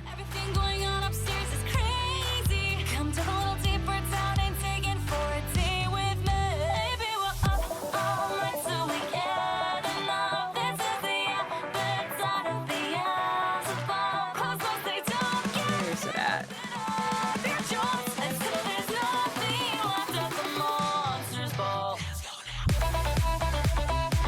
There it is. Yes, it is. Okay, Rochelle Diamante is moving forward going to be the full-time voice of Beelzebub. Which it's unfortunate that Kesha couldn't come back, but Right. also for good reason. For good reason. And I'm super glad for her. But yeah. Rochelle did an incredible job voice matching Kesha, so I think she's gonna do great. Yeah. Moving forward. Also, all these Silverhound Yep. fucking credits. Okay, Silverhound. Yeah, get it.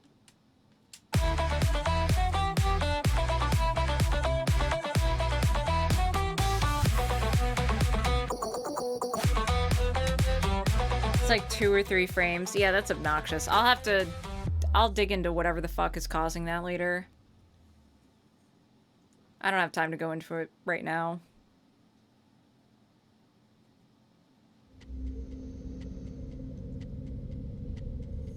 Ooh, and now we get proper subtitles.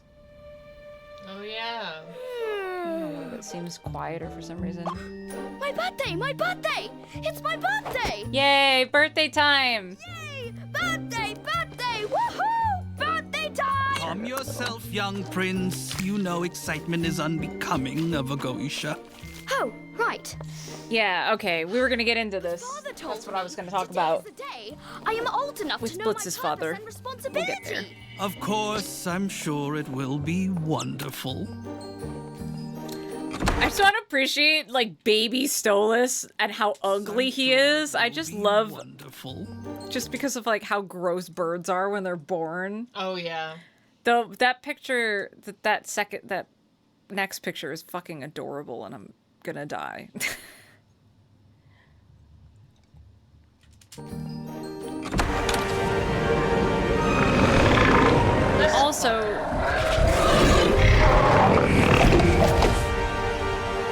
That was so cool. Where is my little, which son is this one? There's so fucking many. Stolas, Your Highness. Stolas! Yes!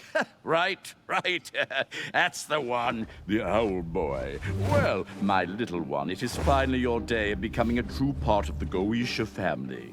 How All I can hear is Jafar. All I can hear is know what Jafar. you will be meant to do to serve hell? Yes, Father. You will be entrusted with the study of the earth skies, the stars, the prophecies they hold, all that stuff. Isn't that fun? You will begin the studies of your grimoire, which will grant you access to the mortal realm to study and observe, and you will grow to be a mighty prince of hell with your own legions to lead and pass on your knowledge to. I will do my best, Father. Wonderful. Also, son, you are destined to sire a precautionary addition to the Goisha family, so you are now engaged. Their wallpaper is Congratulations. interesting. Isn't she charming? Oh, that's an ugly noise, son. Here, how about you cease this bitch crying? This is going to be the episode of appreciating child voice actors, which is not a thing that happens often. And typically, I don't want children to be in the industry at all. But these kids fucking crushed it. I have to say. Is there a spot that's close to the front, but also far enough that I don't have to smell the pool?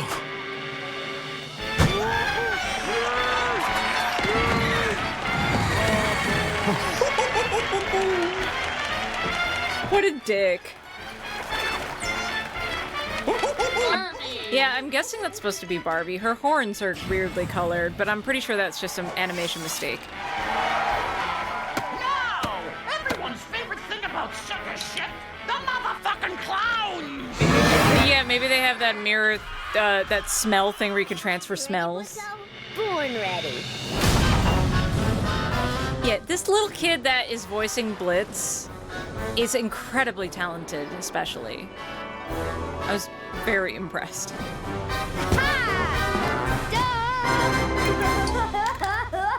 Hey, folks, want to see me make a horse? Crap.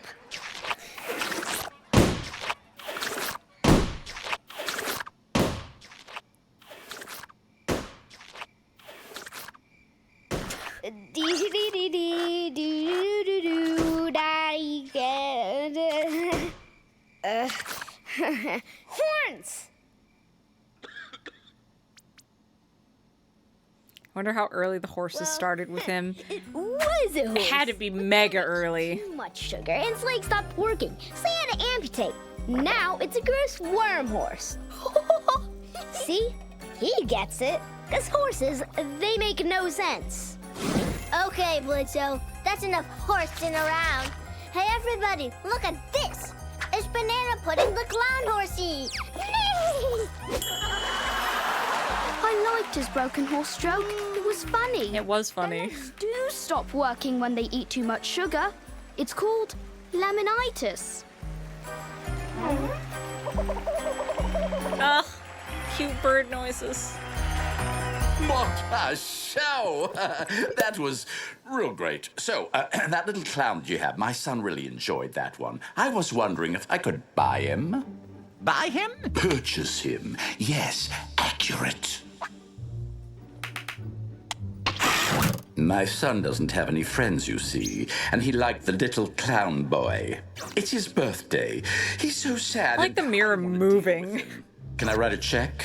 Well, Fizzarolli is a big draw. He has a few more shows to be in today, so it would be pretty expensive. No. The other one. Blitzo? Correct. How much? Well, he's my son, so... how much you got in your pocket? Is that a King DDD hammer? A wadded up 5 and a slim fit condom. Yeah, that's plenty. Done. Splendid. Fetch him for me and we will be on our way.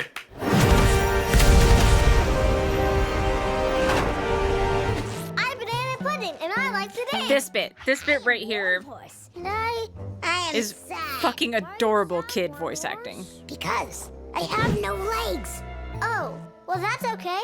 I lost my legs in the war. The war? Yes, the Great Pirate War. No.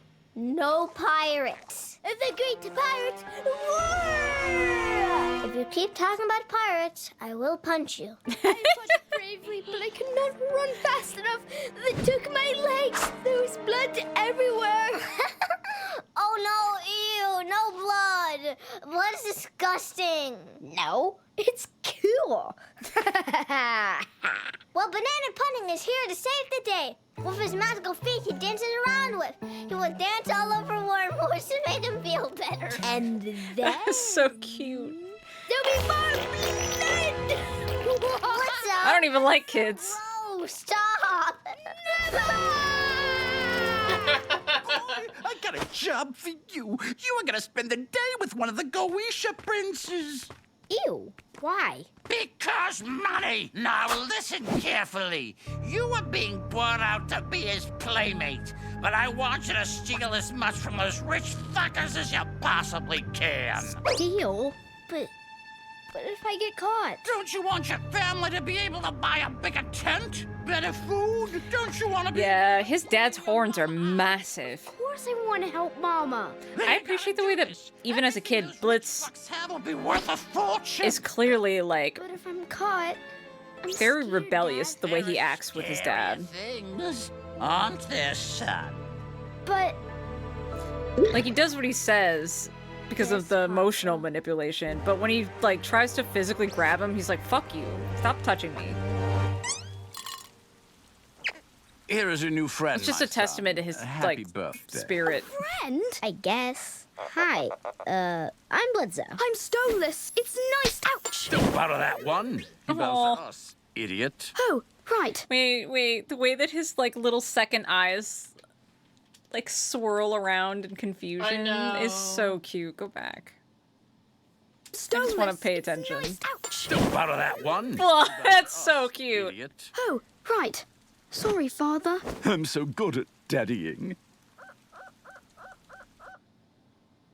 This is my book on the difference between frogs and toads. There's a lot of differences. And this is my book on plants and I think this is the moment people plants can associate Stolas with being autistic. This is all boring Oh no, it's just like, I get it. I'm sorry. I get never it. had a friend to share my books with. You know it would be fun? A game. Let's play.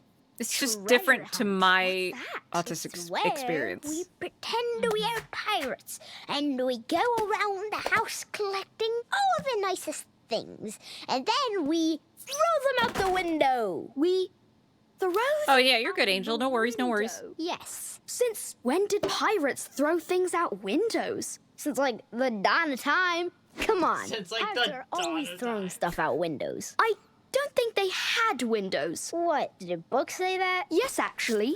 Several. Well, in this game, we're throwing them out the window because it's fun.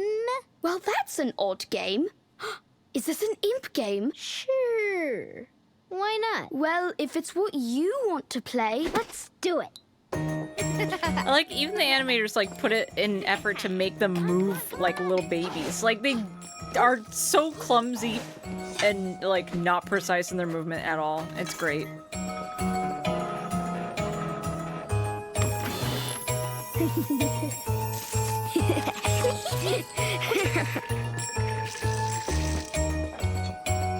Oh, that's so cute. I'm gonna die. So precious. Also, how the fuck, you can't carry that shit. It's too much stuff.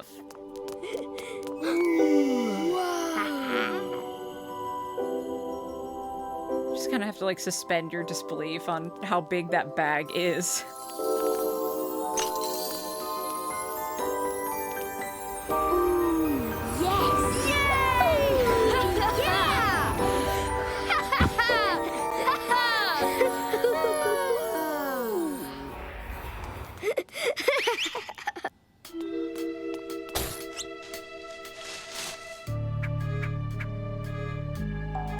Yeah, like the bag looks so tiny here. Blitzo! Over here! It's like Bender when he steals things in Futurama. Exactly. Oof, the framing on this is so nice. Your diary? No. This This is my new grimoire. He's dead. Dude, I wish. I have to learn it so that I What's can his dad access the living sucks. world. The living world? Like the world with humans and stuff? Where the sinners come from? Mm-hmm. That's cool. Yes. I'm supposed to learn to use it to study the sky. The way the blood skitters around, too. It's very cute. But I don't really know. But I'm supposed to. That's what my job will be when I grow up. To join the rest of the Goetia family. Well, you know what I'm gonna do when I grow up? I'm gonna run my own circus, and I'm Yo, Tundra. the biggest imp ever, and I'll be able to do what I want to do all day. I'm gonna make so much money and buy myself a big building with a big office. A big office? For a circus? Yeah, a big He did. office. Yeah, he did do that. With clowns and horses. And the horses will all have good names, like Stapler and Biscuit Queen. And Biscuit Queen is a great name for a horse. That sounds like a good business. Yeah, and if you apply, I'll hire you. Maybe. You'll hire me? Yeah, if I feel like it. Well, That's so I hope fucking I cute. qualify. You'd be a good boss. You say that with sarcasm, but I totes would. Yeah. Too cute. That's fucking adorable. And I just want to point out the fact that, like, how much money do you think his dad made from all that stuff? And I would argue their lives didn't change that substantially. He definitely just drank the whole thing away. Yeah. Like an asshole. Like, Blitz's dad sucks. Blitz's Big dad time. sucks. Making the adult's decision of staying up instead of sleeping. Well, kind of same-ish. I mean, technically I woke up late, but also I need to stay up because I have to go do something in the morning. Like, kind of early in the morning. So, like, I'm just choosing to stay up. I have no excuse. Also, I'm just I have being insomnia. irresponsible. Yeah, fair enough. Wait, don't you work tomorrow? No. No? I don't. You don't? I don't. I thought you worked on Thursdays. I do. But you don't work tomorrow. But I don't work. Okay, no, that's fair. Blue Prince has ruined my sleep. I have a lot of reasons my sleep is ruined, but it all boils down to the fact that I have insomnia. I've lost control of my life. Dude, that clip from the Rugrats lives in my brain rent-free and will for probably the rest of my life. For sure. Because it's the most relatable thing I think I've ever seen that early on in my life. Hell yeah. Anyways, speaking of super relatable, let's, after this joyous moment of two children bonding. Just get fucked. Yep.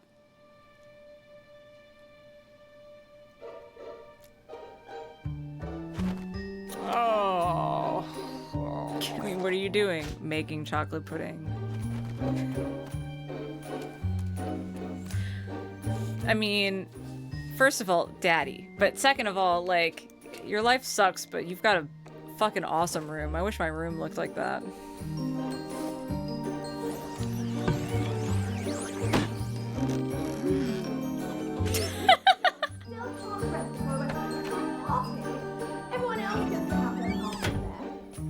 Y'all ready for the worst wife of all time? Being married isn't a big enough occasion, but to be fair, it's no picnic being married to a boring stiff like Stolas.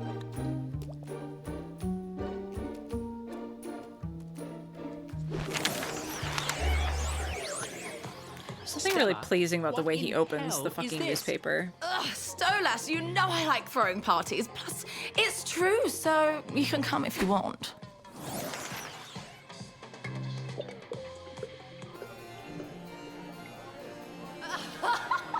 Oh wait, no, hang on. I just noticed that dip for the very first time. Look at these two.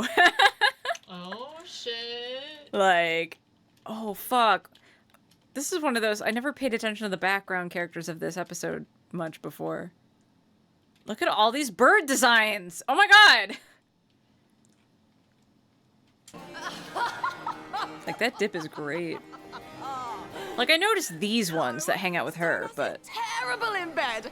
I swear to fuck, he just lays there staring at the wall and I have to do everything. It's embarrassing. I'm glad one egg fell out of me so I could stop pretending to want to fuck his scrawny twig ass.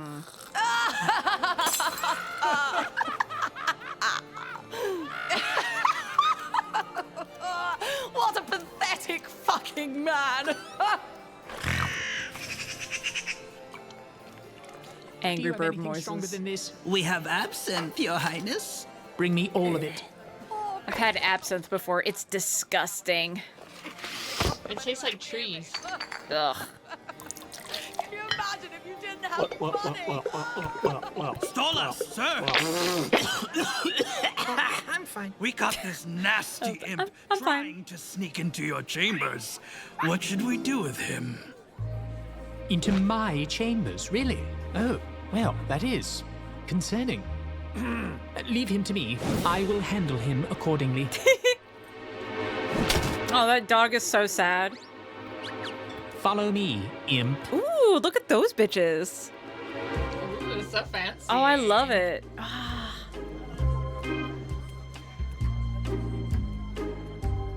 These portraits are great, though. Like, Look, I beautifully didn't mean to interrupt drawn. your party. I was just trying to... Don't bother with excuses. I know why you were here. You do? Yeah. These guys were hard done by. Worst dad and worst wife. It's true. Yes. You were here to ravish me, weren't you? You? Why else would you be breaking into my room? You could have asked to visit, you know. It's been a long time, but I have a very good memory. Look how cunty he is in that portrait. Yeah, well, I figured, since you're a prince and all, it might just be easier to scale the walls and slip on in. It certainly is easier than going through your fucking staff. One would think you might be here for nefarious reasons if you are sneaking in during the cover of night. Well, I wanted to crash the party, and it's always more fun, to make an entrance. I recall how you enjoy making an entrance. So, over 2 decades since I last saw you, are you still a circus clown? Oh, no, not anymore. No, I kill people now. Oh, how afraid should I be? Well, I mean, how afraid do you want to be? Oh, well, I I was teasing. I don't really... You seem pretty tense. How about I help you I out love there? the perspective shot. Like, that's incredibly horny this is, in like a great way. Is it hot? I'm starting to feel it getting very hot. Oh, what are you doing? I barely remember your name. It's Blitz. You gotta give it to him, man. He's smooth with it. Like a clown name? I remember.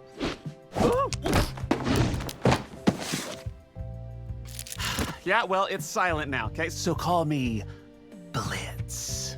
Okay, Blitz. Like, he's smooth with it, right? He is so smooth. What do you want me to do to you? Well... Oh my fuck! Wow! Oh, you are so forward, Blitz. There's so much about... What are we doing? I'll let this play first. Stay down, damn it. Oh, so you like to command? You like being in charge, hmm? Yeah, I sure do. Oh, so you're a funky little imp, are you? Do you like it when I talk to you dirty? I want you to me with your in. Get it all the way through me, you. Oh, stop it. Yes, if that's what Blitzy wants. Blitzy, oh my. The yes kills me. me. This way. You have no idea how long I've craved this kind of passion, and how much it means that the one who wants me is my first ever friend. All right, fine.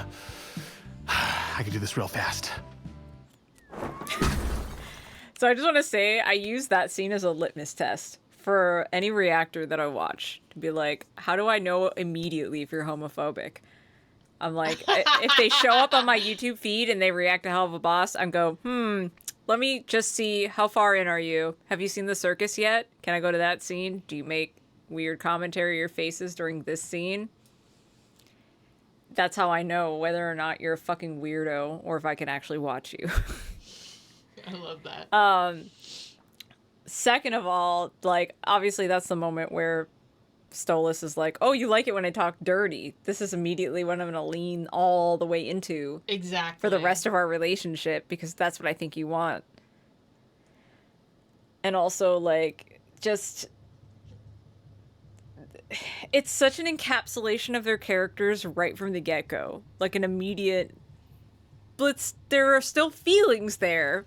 Otherwise, he wouldn't have turned around and done it anyway. Like, their history does mean something to him. And the fact that he was like, you have no idea how much it means to me that this is for my first ever friend. Yeah, that's what I mean, is like... That was a moment that was like... It meant something to Blitz, too. So he couldn't just walk away from that moment. Because Blitz is an asshole. He would have no problem walking away if it truly meant nothing to him. And I had one other point, but I fucking lost it somewhere. Just that I don't know. I love these two idiots. I love them so much. They're the best pairing. Sorry, I fucked your husband. What the fuck was that, Stolas? I love that Stola's friend stayed over, too. Of a fucking divorce!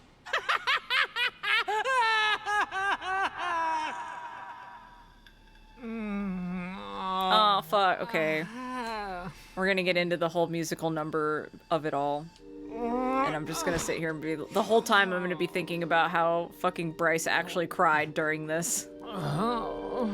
So, now you guys get to know that Bryce was crying during this.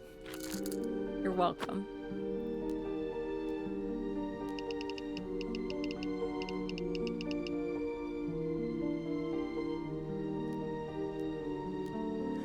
Owl in a cage, you show your age, your sweetness has run foul. Without a change, you're lost, exhausted by your time on stage. Then you walked in my room, and like sparks in the dark, life was suddenly thrilling and new.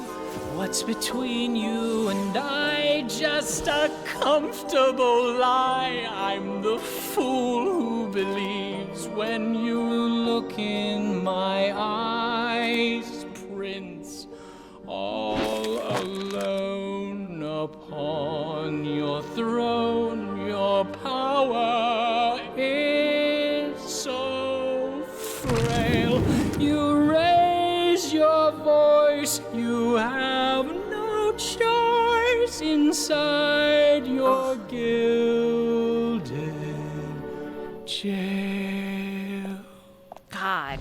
The fuck are you Bryce doing? Pinkham, the man you are. Well, stop! It's annoying to hear you screeching your silly woes all the time. Why are you still here? You leave with Fia on weekends, but then you stay around the house despite everything. I like tormenting you. I want to keep reminding you of what you did. I know what I did. I would feel bad if I hurt you, but we both know I didn't do that. You and I were arranged for one reason, to birth a precautionary heir to the Goetia family. Nothing more. I tried so many years to make it comfortable for us, to have this family, but it was never enough. The only reason I have endured your constant insults and cruelty was for that girl to have a normal life. I cannot do this anymore. I want you out, now. What do you mean, out? I mean out! Out of this palace, out of my life.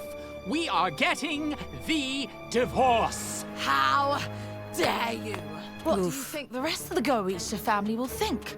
And Drelfus... I don't care what your arrogant brother thinks. And the only thing the Goetia family wanted from our marriage is already 17, so it's over. I'm done. Fine. I have no desire to stay in the place of a traitorous embarrassment. You have fallen from what little grace you had, and I know you'll pay for it. Yeah, get parried. She really said block this overhead, and he did. No, I had to let that play out because I want to go back over, because I, from an animation standpoint, have to appreciate this scene again for the gesture work. The gesture work in this scene is so fucking good. Like, okay, no, and I hate Stella. Like, bitch, everybody hates Stella, and me too, bitch. But like, first of all, her voice actress, 10 out of 10. 10 out of 10. Is it Georgina? Is that, what's her name? Google, tell me what her name is. Georgina? I can't remember. She's incredible. I love her. Fantastic work. But what I do love is, I actually really enjoy Stella's design as a character. Same. And the way that she's animated in this scene, the gesture work is fucking incredible. I've also heard that in the next season they're going to explore Stella more, and I've heard that a lot of her character is inspired by Beatrice Horseman. And if you've ever seen BoJack Horseman, I think that's a phenomenal choice for so many reasons. If there was ever a character who was simultaneously the worst mother of all time, the worst character, she's just terrible in every way, but also sympathetic in the respect that you mourn the child and the young woman that she was, but not the woman she became. It's Beatrice Horseman. She's such a stellar antagonistic character in that you can understand why she is the way she is and sympathize with her as a child and a young adult, but simultaneously be like, that's still not an excuse for the way you act as an adult and an old woman, and you're still the worst. Georgina Lee? Yeah, Georgina. Okay, I was trying to remember if that was her name. How do you pronounce that last name? It's either Lee or Leahy.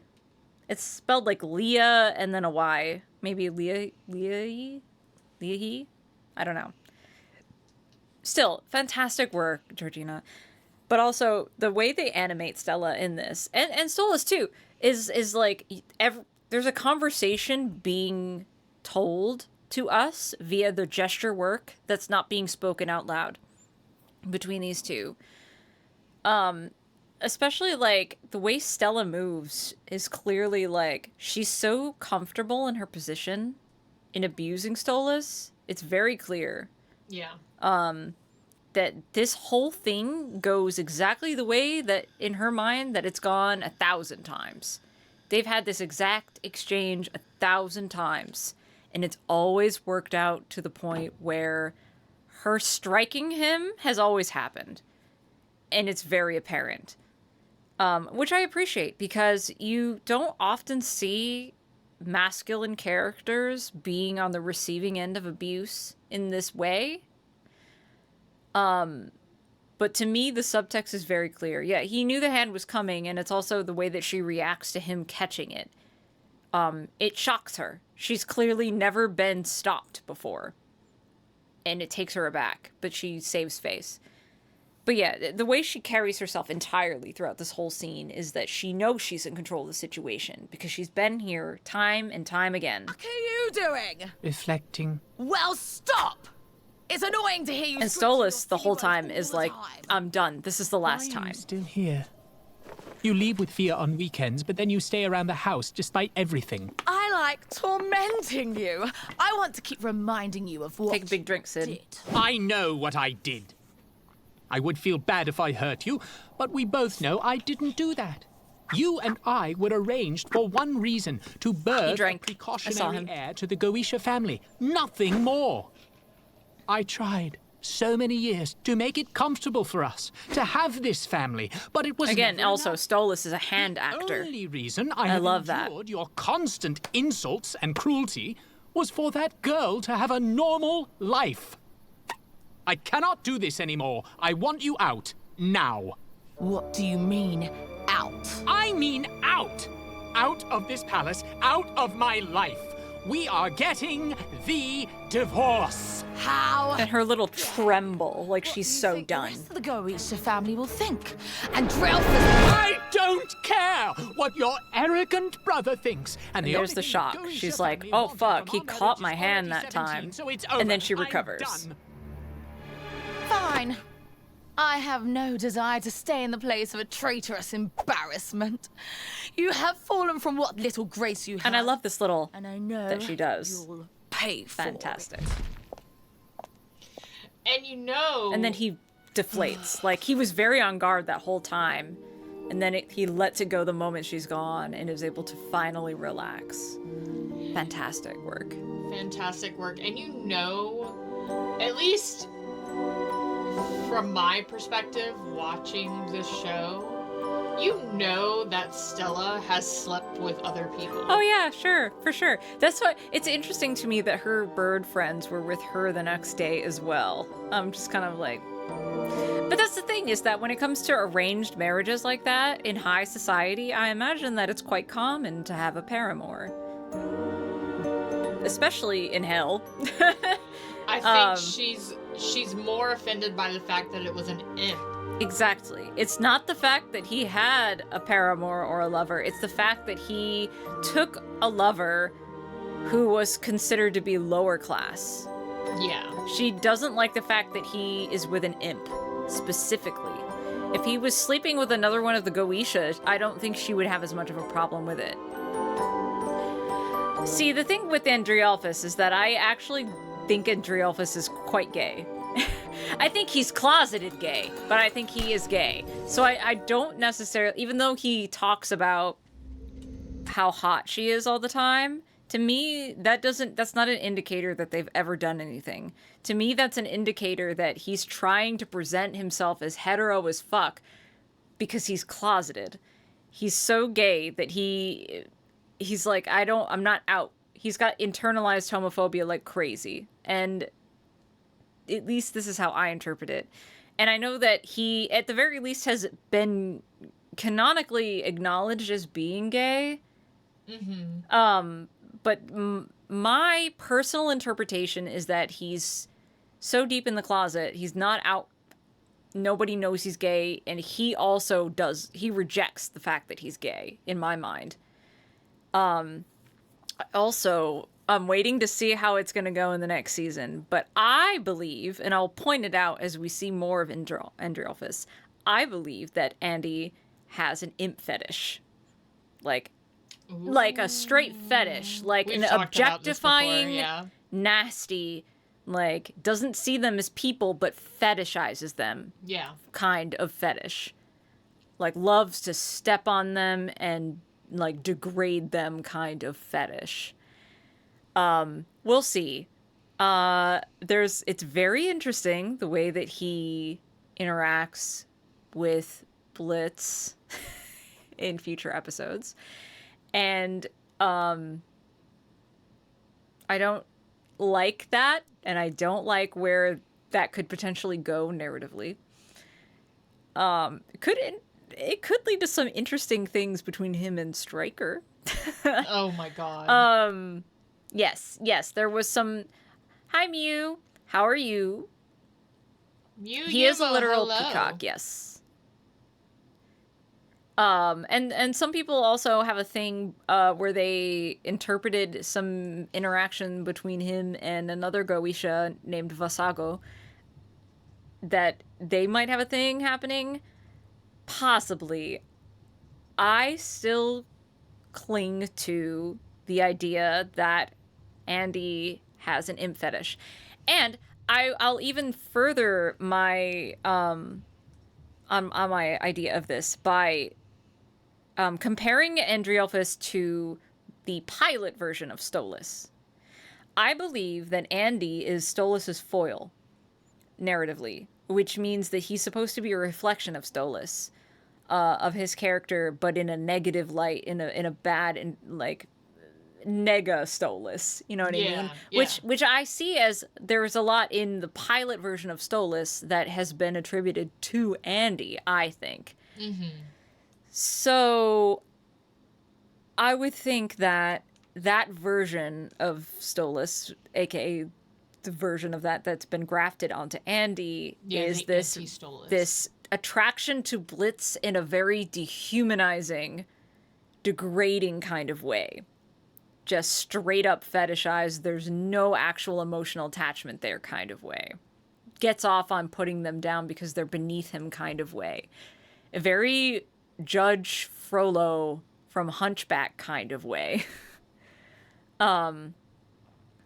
So we'll see if that is where it's going. I hate it, but also kind of love it, if so. It's an interesting storyline. Yeah, I think an it's interesting plot. I think it's disgusting, but I also think that it's intriguing and compelling as a character trait and does work well as a foil to Stolas. Yeah. In the same way that I interpret Stryker as a foil to Blitz.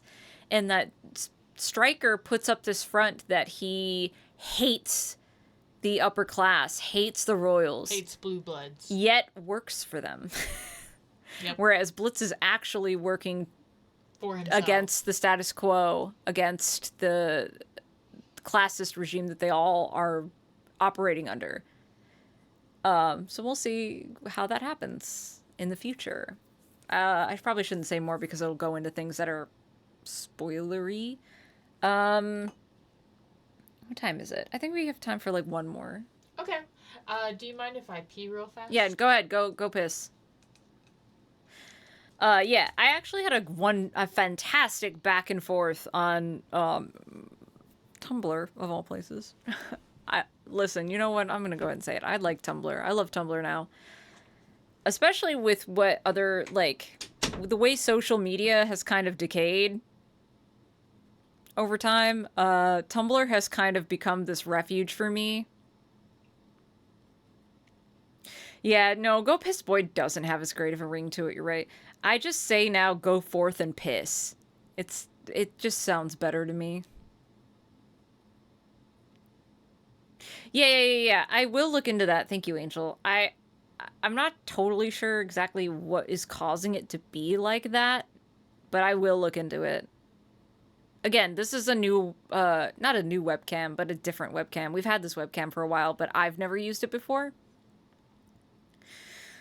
Fuck, where was I? I was talking about, Tumblr, about how I appreciate Tumblr a lot because the algorithm and the way Tumblr works hasn't really changed over the years. So it feels much more like earlier internet, like 2010s internet, in that it's not an outrage manufacturing machine the way modern social media platforms are.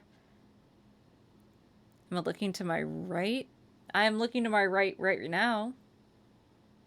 Which is left to y'all. It is mirrored. But yeah. Specifically, I use Tumblr for stuff like fandom. Because it is easy to just focus in on what you specifically want to see. And not so much... I don't know how to describe it. But yeah, I had a great back and forth with somebody on Tumblr about the way that Andy serves to be a foil for Stolas. It's probably software, Angel. I did have issues with... Because this is a Razer Kyo, I think it's said. And I've never used it before. So when I plugged it in, Razer was like, hey, let me fucking... Speaking of modern shit that annoys the piss out of me. It was like, let me install the software that you need to use this. The Razer webcam software. But of course also, like every other thing these days, it's like, let me install like 5 other programs you don't need.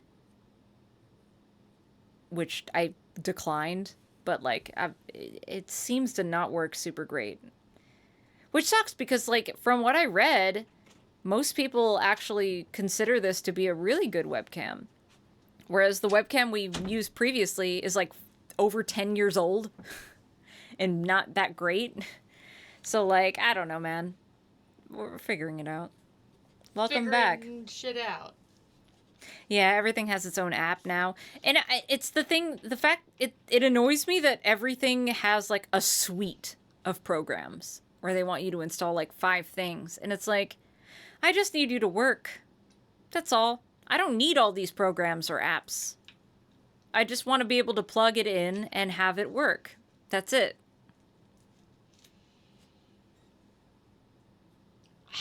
Yeah, like Microsoft Office or whatever the fuck. And it's just like, no, I don't even have Microsoft Office on this computer.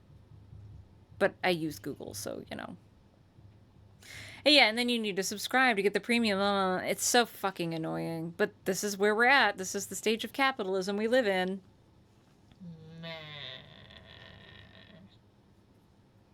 It's so annoying. Yeah, something body. Oh my god. That's literally, I literally just went through all of that. The fucking NVIDIA shit. It's so annoying. But anyways, I digress. Now we're gonna get to like early season 2. I have a couple of issues. It's interesting. I have some issues with season 2 in around the same area that I have the same issues like in season 1. I would say season 1 and season 2, episode 4 in both of them are my least favorites. Or rather, I consider them I consider them to be the weakest narratively, like as far as a narrative structure goes. I also wish we could go through Has-Been, but I so wish we could go Sid through has Has-Been. so many things, and I do too. I have shit to talk about in Has-Been as well. But Sid specifically really wanted to get into talking about stuff like choreography and dance because Sid used to be a dancer. 16 years, but baby. Unfortunately, Amazon would fucking cook my ass if I did that. We did talk briefly about possibly doing a Discord night where we get together on Discord and stream it privately to Discord. We might still do that. I just need to figure that out first. I don't think it should be too hard. Our Discord doesn't have that many people in it. It's not like we would have to accommodate too many people. Yeah. No. The audio is the problem. The minute you stream any of the songs, they will claim you. It's the songs more than anything. But yeah. Yeah, exactly. It's like, I understand. I don't judge or get upset or have anything really to say for people who acknowledge that this, like, Viv's style of writing and universe and world building is not their cup of tea. I get it. I get it. Like, I totally get it. It's not for you. Yeah. I don't understand, like, the anti-crowd that, like, follow everything she does to criticize and tear her down. But for the people who just see it and go, that's not for me. That's not my style. I'm like, all right, well, that's fair. Like, people like different shit. As long as you can acknowledge, you know, like, the shit that's good about it is good. It's just, like, not for you. And that's okay. Like, there's tons of shit that I can look at and say, this isn't my cup of tea, but also go, objectively, like, this is well made. You know? Exactly. That's the thing, is people these days get a little bit too caught up in the, I have to be right. My opinion, my subjective opinion about this art, which art is... You can't just say this art is bad. Like, that's not how art works. So the way that people just need to be like, what I think about it is fact, and everyone else is wrong. And I need to convince them. I need to talk to them about it. I need to get into a debate. It's like everyone's a debate pervert now, where they need to convince you that their argument holds so much merit that their view on it is correct and that they were wrong. And it's like, no, that's not how art works. Art is subjective. It's down to the personal interpretation and how they view it and what aesthetics appeal to them. You know, like, just enjoy it. And if if it means a lot to you, I understand. But at the same time, you have to understand that something that holds meaning to you won't hold the same meaning to other people because your life experiences and worldview are different. And that's okay. It's totally okay to just say it's not for me and not shit on it. Yeah. Just let people enjoy things. It's fine. Hasbin were saying that they stole from the Living Tombstone for part of the last song. The last song? Wait. The finale from Hasbin, like, episode 8? Because to me, that was every bit the, like, Broadway finale structure. The way that it had, like, all of the reprises of all the songs and shit. Like, that's very Broadway. But yeah, also, like, the Living Tombstone did do work with them. So, like, They did do work with them. That's what I was about to say. Living Tombstone did a cover of... Or not a cover, but a fan-made song for yeah, Alistair. like, I don't... Also, in the... I don't know if that's the last episode or the second to last episode, but there's a Gooseworks song that was composed years and years and years ago before the pilot that features in that episode. Oh, really? Yeah. Oh, that's cool. Yeah, it's Spider Polka Pop.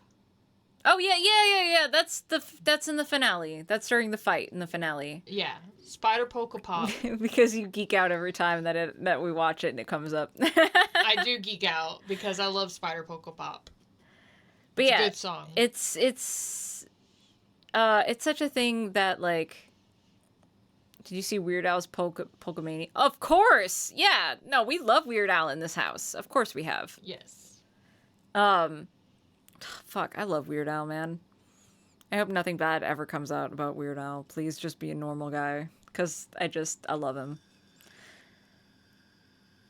And here's the thing, is that, like, I don't love The Living Tombstone. That's the thing. I'm not actually a huge fan. I like some of their stuff okay. But I also understand the appeal to the people that do love them. Especially because, like, Jeremy's a big fan of them. So, like, I get it. I just don't... it's like, nah. That thing he did with his hand really freaked me out, though. Yeah. Like the Mercy song and the two... I don't think I've seen the Bendy songs. That's another thing, is that, like, I'm behind on shit that people are way into. Yeah. Because Bendy is one of those things, what the fuck is Bendy from? I didn't fucking play it or see it, like, whatever the fuck. But I know, I can see it in my head. I know what you're talking about. I know what Bendy is, but I don't know the game very well. And also, like, The Living Tombstone, the things I know the best from The Living Tombstone are their Five Nights at Freddy's. Mm-hmm. Which I don't covers, really like, but whatever you want to call them, fan-made songs. But I understand why people do.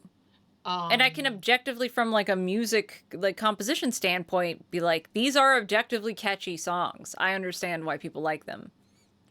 They're not for me. They're not my type of music. And the Splatoon songs. I like the Splatoon one. I'll give them that. The Splatoon one I fuck with. And see, I do like the Five Nights at Freddy's ones. I did not like the Has-Been Hotel one. I haven't actually heard them. Maybe it's because I preemptively don't want to hold them to an unfair standard or something. But I have gone out of my way to not... Oh, of course I've heard of Jonathan Young. Was Jonathan the one that did the Bendy ones? Because I'm familiar with Jonathan Young, but not with Bendy. So, like, if Jonathan... Okay. I was about to be like, if Jonathan did something with Bendy, I've not heard it. But I am familiar with Jonathan Young. But yeah, he's done a bunch of rock covers of Disney. And if I'm not mistaken, is Jonathan the one? I get Jonathan sometimes mixed up with another artist. Was Jonathan the one that did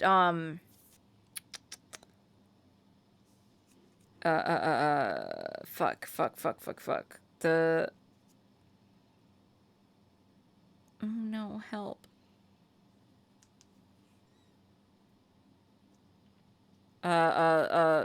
Starship Velociraptor. I get Caleb and Jonathan confused all the time, yeah. Which one did Starship Velociraptor? Because that one I listened to that album all the time.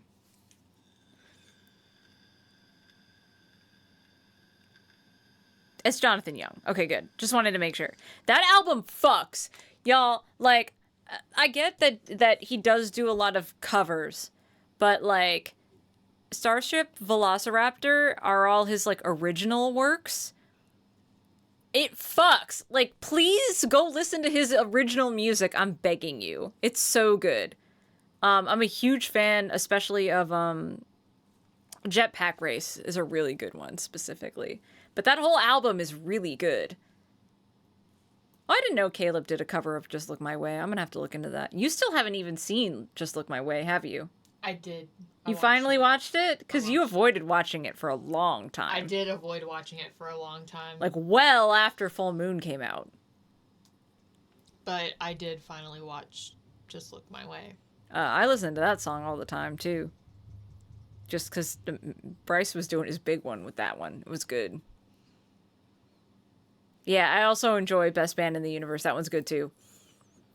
Anyways, yeah. We're going to get to the next... We're going to do the next episode now. This will be the last one of the night, though, because I'm quite drunk. I think my point was just that, like, some of these... I think I really enjoy episode 3 of season 2, but, like, episode 2 and episode 4, I think, personally, in my opinion, are a bit weak. Yeah, this isn't my favorite episode. If this is the episode I'm thinking of, Seeing Stars, that's the one... I think that the heart of them are pretty strong. It's just that everything that kind of is written around it is pretty weak to me. Yeah. Pause on the sign for the water. Okay, yeah, I will. That's something I feel like a lot of people miss, but I don't think it's their fault. I think Viv could have made it more clear. There exist boundless amounts of magnificent phenomena. The great brilliance of an exploding star. The nimble dance of space dust through a nebula. It is so funny. But once every 1,000 years, our corner of reality it has... This episode does have its moments, like... From the deep eldritch recesses... Like, this animation is still gorgeous. Comparing this to episode 2... Tears made of the... Which was also gorgeous, but, like, you can see a quality difference here. Never came to be, condensed and sent shooting across the night sky in a dazzling final display. What appears to mortal beings as a meteor shower, we can see for what it is. Azathoth's tears. You're so good at remembering what's his phone number. Someday? Fuck you. I promise. When the day comes, nothing will be able to keep me from being there with you. Good night, my owlet. Good night.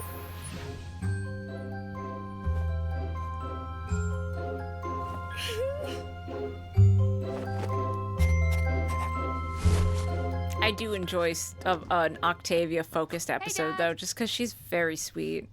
Dad? Dad? Yes, I know. It will be there shortly. Of course, yeah. Hey, ace people can be in relationships, but apparently your mother can't just love without the entirety of her possessions before she... What? No, I'm not telling the ace representation. Yes. Yeah, no, I love it. I love that there are so many ace characters in this universe. I love that. Tonight, right? What? Oh, I hardly think so. Knowing your mother, this will take all weekend. Don't be gentle about it now. Break whatever you have to get it all in there. What? What did you just tell them to do? But tonight, we're supposed to... Darling, can we not talk about this now? Your mother's being a real bitch.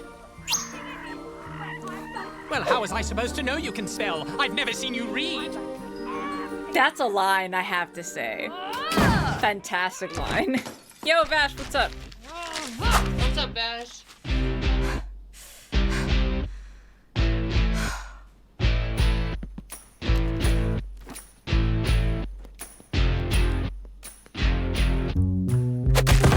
Yeah. Honey, Wait. just a shit. Hang on. I love that Blitz just put his face over Veronica's body. Zoom the fuck back in. Also, Moxie's.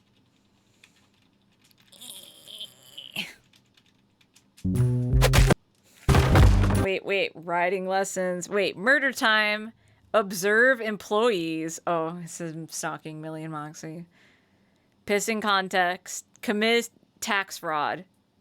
A tree? Kill that guy. Stab that bitch. I heart Moxie. Sunday fuck day. Oh, is that the full moon? No, I think the 14th. Oh no, is the full yeah. moon. Stolus. More horses. Giddy up. Yeah, he's been putting off having this talk for a minute. But yeah, I love him putting his face over Veronica. That's good.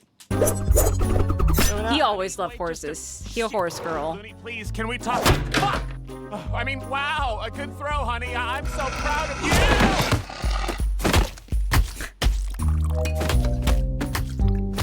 What's this all about, honey? Their mugs are so cute. Oh, let's finally talk to her about her attitude with clients. I just think some small tweaks might help you be more of a people person, you know? I am a people person.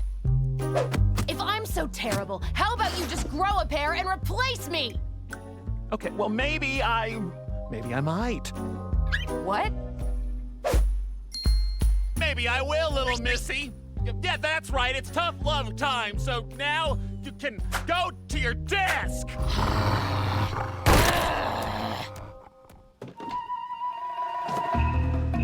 Sir, if I may say so, you're doing the right thing. If we can't even hire a cheerful, qualified receptionist, how can people trust us to massacre? Aw, that was a gift from Millie's dad. That was cute. It's good for business.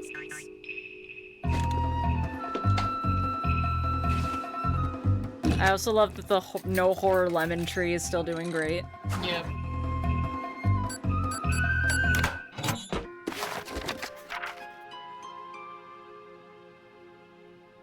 Take me to see the stars. People shit on Blitz for having his password be 1234, but I'm like, how many people know that he keeps a hidden, like a powerful artifact in his office behind a big portrait? Octavia has got context. Also, wait, Millie was ready to go. I love that for her. Oh yeah, you have a visitor. She immediately was just like, break the mug. Where am I?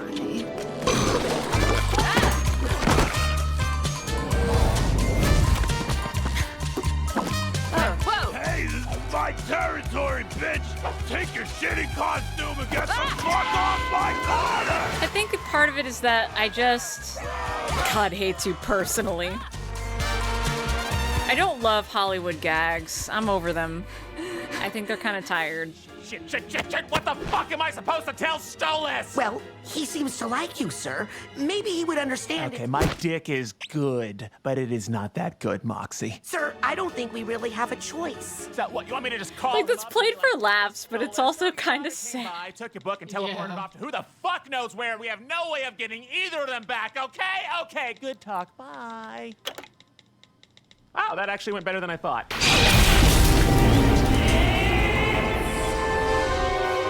Wait, Raz? Wait, what, Raz? What? How do I get...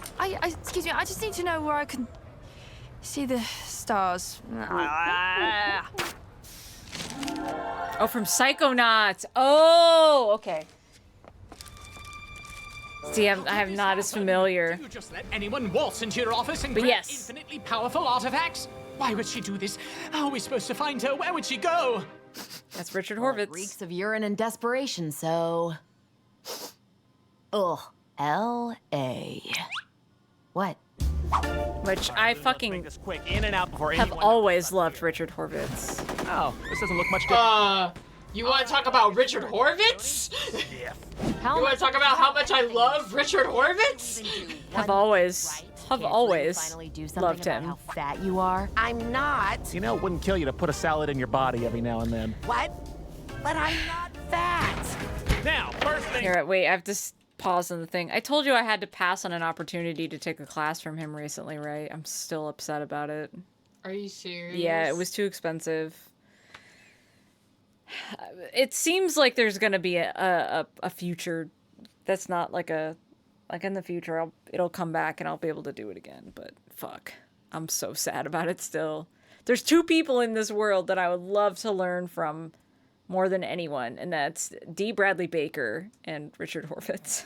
So when that popped in my inbox, I was like, oh fuck, and then it was like, no, yeah, that price is fair and accurate, and I can't afford it. Richard Horvitz. It'll come back around, I'm sure. I could cry if I ever got the chance to go to a convention or something and meet him. Comes around, like he does the convention circuit. That'll happen. I know. Yeah. I know. But if I ever got a chance to meet him in the convention circuit, I would cry. Oh. I mean, I would love to meet him for sure. I would absolutely cry. Well, I think he was in Raleigh not that long ago. Maybe he'll come back around. And we could go see him. And I just want to fucking take a class with him. Like the knowledge. He's been in the game for so long, like I'm just like, please teach me. By the way, also I want to fucking appreciate Stolas with the fucking mustache on that poster. So fucking good. Yeah. By the way, I've never been to LA, but I have been to New York City. And New York City smells like piss. Yes. Desperation. I haven't actually, I was born and raised in New York, but I've never been to the city, but I do know that it smells like piss. That was the first thing I noticed when I got off the train was that heavy smell of urine. Yeah. That's just the thing with cities. Anyways. Every time Blitz draws Moxie, it's really similar to Zim. Yeah, actually, you could argue a lot of the way that Viv draws imps, especially their head shapes, is very Zim-like. I know this because I spent most of my high school life drawing Invader Zim, and I spend most of my adult life currently, right now, drawing Blitz. So, you know. Are we talking about Invader Zim? Yeah. The similarities are hard to ignore when it comes to stuff like that. I know. Sorry. Invader Zim is just... It was my childhood. It's my adulthood. It's... I loved Zim. I love Zim. I love Yonan Vasquez. Yeah. Period. I also enjoyed Johnny the Homicidal Maniac when I was younger as well. I am absolutely... Sing the Doom song right now. Doom. Fuck. I was like, I used to know the whole thing.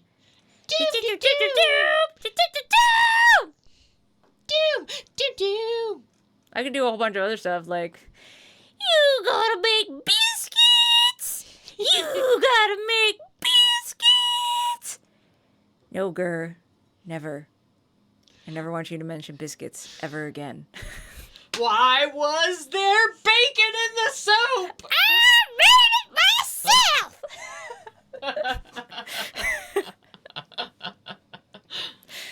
That shit doesn't leave my brain. I haven't seen Zim in years. That shit doesn't leave your brain. My brain was still forming. I was like, my brain was still had like full elasticity when I watched Invader Zim. It's permanent now. It's never leaving. It's never leaving. I will always be a huge Invader Zim fan. I will always be a huge Johnny the Homicidal Maniac fan. I actually want a JTHM tattoo whenever I can afford it, which will be never. But yeah, tattoos are expensive. Tattoos are expensive, but I want it so bad. I want it so bad. Like, I know exactly what I want, where I want it, and... It's my ink, and I want it now! It is! Anyways, so about the study about LA water being 2% sewer overflow and 98% literal acid. That's pretty much all bottled water these days now, but you know. Obviously don't drink that shit. First, if we're gonna do this the old-fashioned way, we're gonna need disguises. Also, I do love Stolas' human form. It's very cute. Very cute. Also, the way that Blitz looks at him! Sadly, no.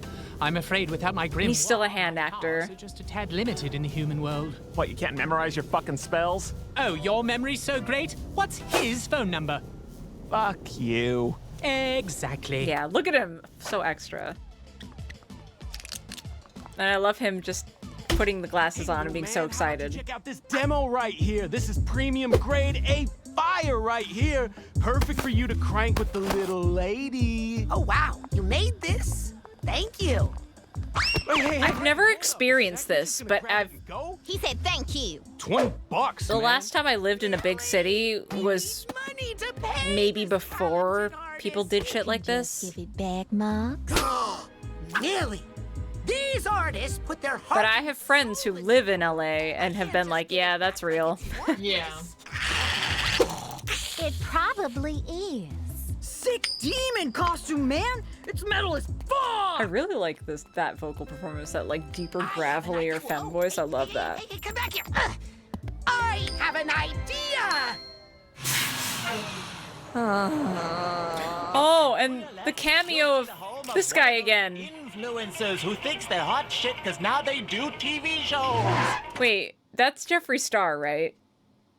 I do believe that's supposed to be Jeffree Star, yeah. So wait, who? Let's go. What is there? Is there a story here? Like, is this a thing? Because like, I don't know Jeffree Star stuff. Jeffree Star is terrible. Well, I know That's that all he's you need to terrible. know. That's all I know, though. Like, I don't know some kind of scandal. Like, this is a reference to something or what? Oh, I'll have to rewatch the scene. Yeah, hang on. I'll go back. Home of one of those influencers. Is that wait? Is that supposed to be Kanye and Kim? No. No, maybe? But did Kanye and Jeffree know each other? Or is this supposed to be like a silly, obvious reference? Then they're like, what if, ha ha ha. Like, what is... I think it's supposed to be a what if, ha ha. Because, like, what the fuck? I'm confusion. And confusion is me. Do TV shows.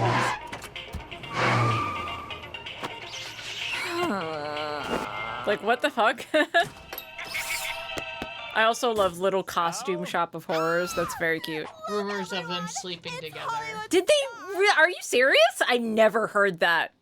I've heard rumors that Kanye is bisexual or gay. I've heard that, but I've never heard of any connection between him and Jeffree Star. That's wild. Anyways. Brennan Rager! The fuck is a Brendan Rage? Oh dear. I don't get Brandon. Your ears aren't that big. I don't get the ear bit, babe. Billy, where are you and your whorebag husband? You're my lovely little monster, and I'll never say goodbye. I love this. So cute. Until the day we die. Holly's Wood.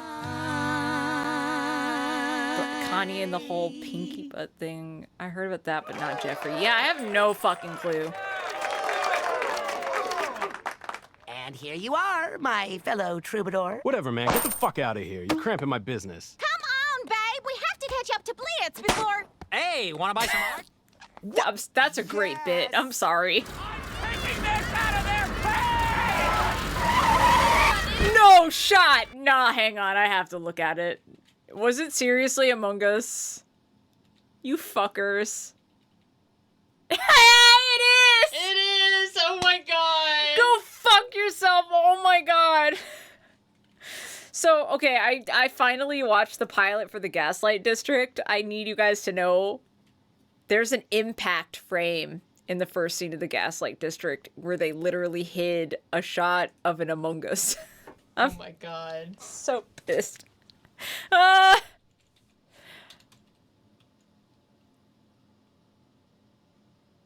never realized the Hollywood sign was trademarked. Oh, yeah. That's why there's always a bit. Like in BoJack, they made it so that they stole the D or whatever, so throughout the rest of the show they call it Hollywood instead of Hollywood. Yeah. They always have to get creative with it. That's always a thing. Monster, and I'll never. There's a background guy here whose tattoo just says dude. That's it. Until the day we die.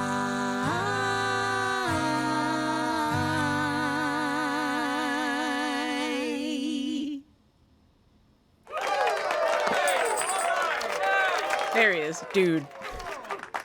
And here you are, my fellow troubadour. Whatever, man. Get the fuck out of here. You're cramping my business. Come on, babe. We have Ashton Kutcher. Hey, wanna buy some art? Dude, that is still a great bit.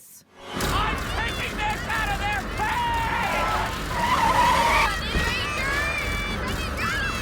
Can I say that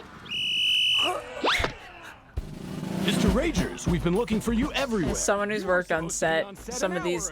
I don't like Hollywood shit, but some of these bits do land for me as somebody who has done extra work on set before. Hurry up and get me a car. Oh, no. I'm not going anywhere with you, Jizz Biscuit. The diploma was, like, some film school fucking certificate. Come on, boy. Come on. Get your fucking hands off me! Luna, Stolas, little help here! Excuse me, sir.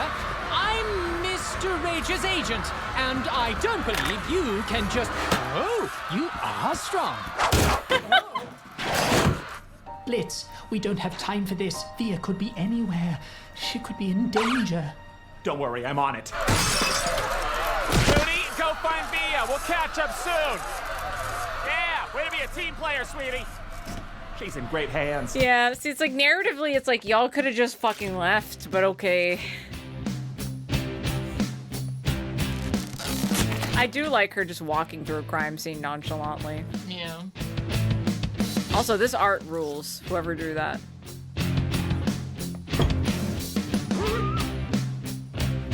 Yeah, and them not caring.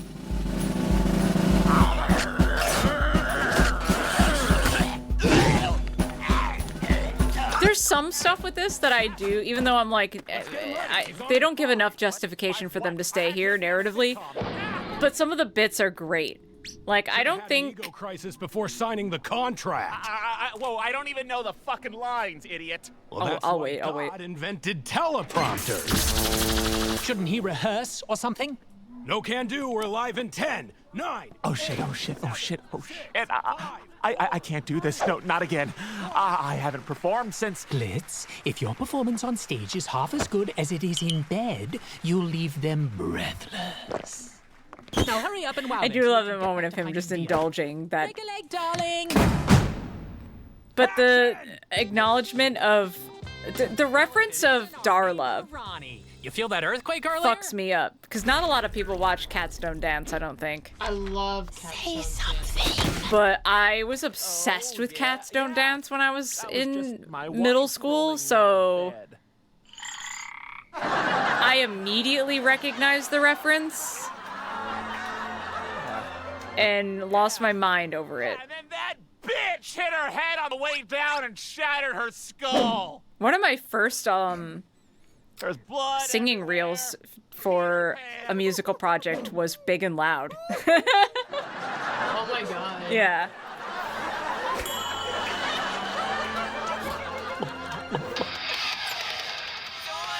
Oh, I also love this, like, scene music or whatever the fuck.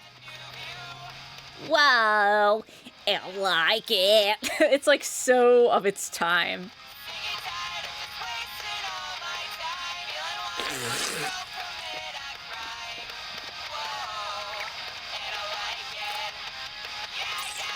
It's so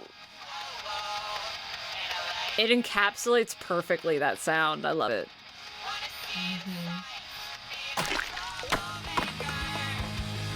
Also, some of this scene transition is very creative.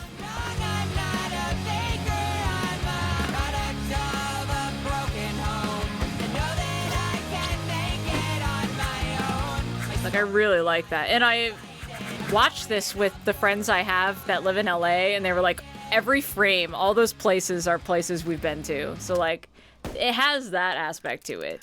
Oh, Uggy, you've gone and done it again. That's the 5th couch this year. I love these bitches in the back that are hanging themselves also. You know, maybe it's about time I found you a new home. One that could put up with your attitude. I can take him, Mr. Ronnie. There she is. Don't trust that bitch. Nope. She hates animals. He needs. Yeah. Yeah, maybe you should adopt. Shut up, They're all Max. so cute. And they're sad. I like this Maybe part. you could adopt this one here. Quite a strong lad. He'll be perfect for whatever work you want to use him for. No, I'm not looking for no ugly wonker. I need something that's more family friendly. A gift for the wife, huh? No problem. This feels like the We have a point of the nice episode to me. selection of other Yeah. hounds. Who's that? Oh, her. That's just Luna. What a nightmare. Serious attitude problems. She'll be out of our hair next month when she ages out. Good riddance, if you ask me. She'll never amount to anything much.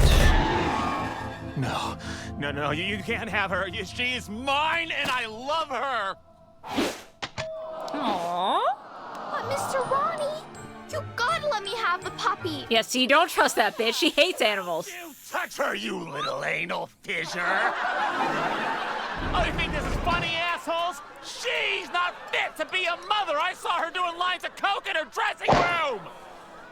Now, Ronnie, I think maybe you should. Ow! You can have her, baby bitch! Also, smack the wig off that bitch. Smack the weave off that bitch. What was worse, her or the weeaboo from the short? Oh, her, for sure. I love the weeb from the short. Me too. Would you mind? She knows what she wants, bitch. She's upfront about her shit. She's a monster fucker and she is proud.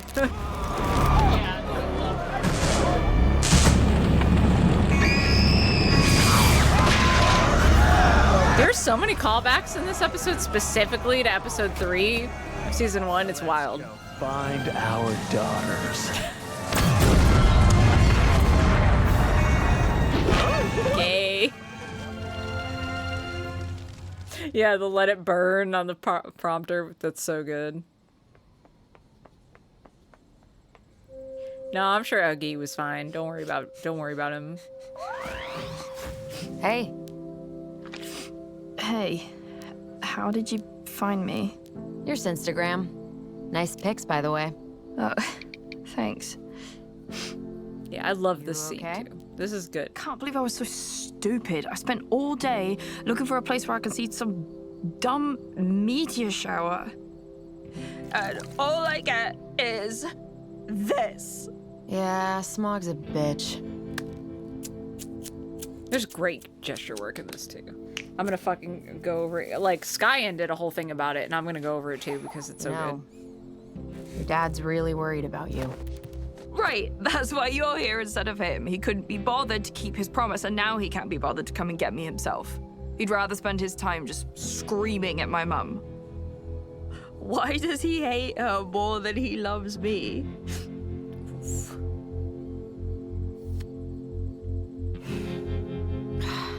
Sometimes it's not as simple as that. This kind of shit gets messy. And everybody's got issues, especially dads. And sometimes they fuck up. Well, all the time. That doesn't mean they don't care. If he cares, where is he? He's somewhere down there. He's here? Looking for you. I mean, try to cut your dad some slack. He may not always get it right, but he's trying. That's more important than you think. Ugh. That's so nice. No, I don't care. I don't care. I already like I fucking talked about it because I fucking reposted Skyen talking about it on social media. But I just have to say, like, the way that Luna is throughout this whole thing, where she's like reaching for the words because she's just like, she knows that she cares about Blitz, but it's not something she's ever really articulated before in front of anybody. Yeah. So it's like she's sitting here, she's like searching for it. She's got this whole thing going on in the beginning of the scene where her fucking lighter doesn't work. And she's just like frustrated and kind of venting a little bit, and she's like searching for it, and she's like flicking the lighter as a way to like it's absent-minded. Spark She's the not thinking idea. about it, and then it hits. And there's this moment where she realizes, like, she looks at the IMP logo on the lighter, and her whole expression goes totally soft, where she's like immediately thinking about Blitz. It's like so aside from like the conversation that they are actively having is like this whole internal thing. It's such a fucking great moment that's like conveyed in the conversation and also within the animation itself. Yeah. For you. Like you can see her working through it in her face. Try to cut your dad some slack. He may not always get it right, but he's trying. That's more important than you think. It's so good. And like that's the heart of the episode. It's ready like to the go? stuff that was built around it is kind of weak to me, but the heart of it is so strong, I think. I love them. They're so sister-coded. Yeah, it's very sweet. Now, if we can just find where... I also love them running through the street holding hands. I saw a thing on Tumblr of like a story of someone saying they saw two like boyfriends running around holding hands, and then they almost hit them in the street, and one of the guys said, "Oh my god, I'm so sorry," and the other guy said, "Watch where you're fucking going, asshole." And it was like that moment specifically. I died. Baby girl, I'm so sorry. I'll never replace you no matter what you... You're good. That's how she shows love. Like, just... Dad, I'm so sorry. I'm just relieved you're okay. But what would possess you to do such a thing? You know I haven't taught you spells like this yet. I just wanted to see the stars you promised. The stars? Azathoth's tears. And I love that consistent Oh, my dear thing of Stolas only having pupils I know, when Dad, he's it's okay. incredibly emotional You're here in the now. beginning.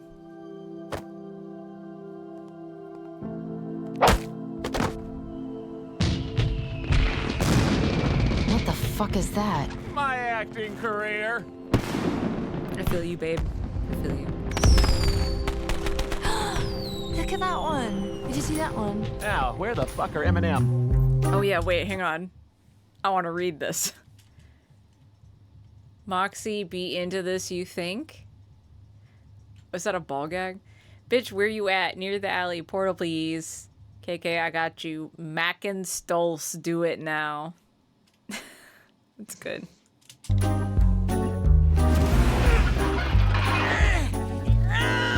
Oh, art is heavy.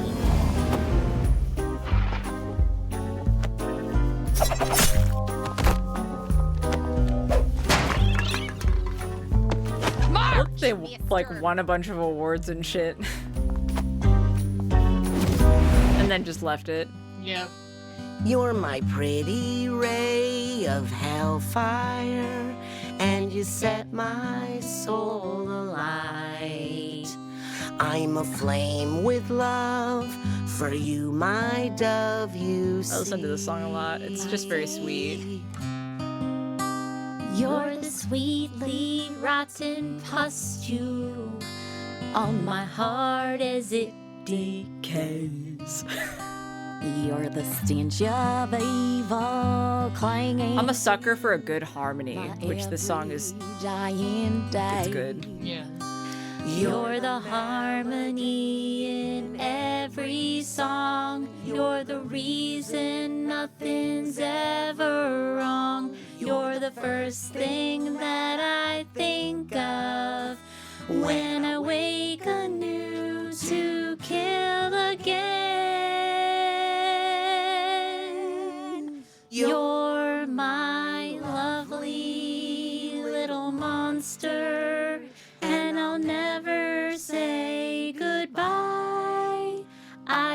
kill for you until the day we die.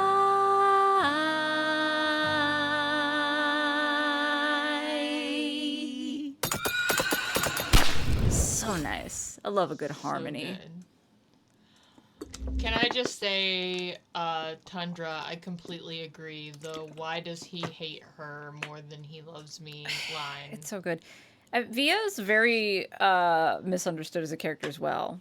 Like, people hate on Blitz, but people have, as Blitz has developed, moved past that. And now people hate Via. Unjustifiably. Mostly because she's young. 17. She's 17, and a lot of people really don't buy it. People are like, I wasn't that dumb when I was 17. Like, first of all, yes, you were, bitch. Second of all, even if you would have behaved differently, Via's also quite sheltered. Her dad's her whole world. She has no friends. She has no friends.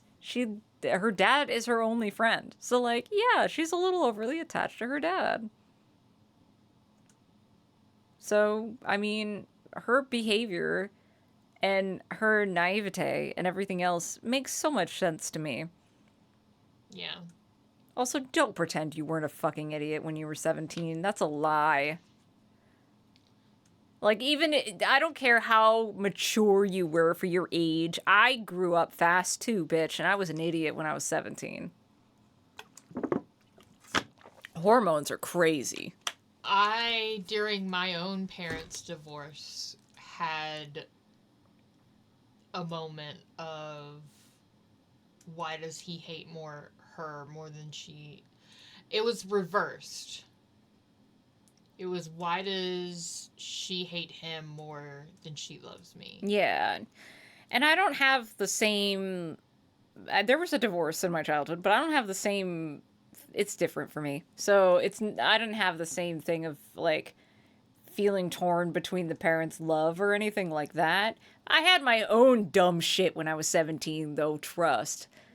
Oh, yeah. My shit was, I think everyone in the world hasn't suffered as much as me. So people need to get over it because whatever they are going through, my shit's worse. So their feelings aren't important. And it's like, no, that's not how that works. That's not how that works. Everyone's pain is relative. And also, you don't know what's going on in other people's lives, you dumb cunt. Exactly. But yeah, that's the thing. When you're 17, you think your world is so small. You think everything is so big because your world is so small. And yeah, she's quite sheltered. She doesn't have any outside perspective.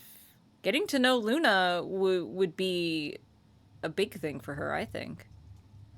Yeah, for sure. But yeah, people vastly misunderstand Via as a character, I think. And that's why, we haven't gotten there yet, but the season 2 finale, like, people who know what happens,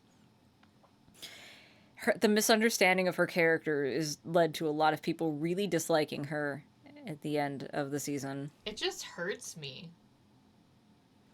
The end of this season. Yeah, and that's the thing, is that, like, I could very easily, a younger version of me could hate her, could trivialize her pain, could willfully disregard her feelings and misunderstand her, and be like, she needs to get over it, she's being, but, like, as I've grown and I understand that people have different circumstances, you have to take into consideration the context.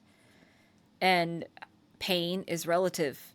And if you think about things logically to its conclusion, you can understand why they feel the way they do.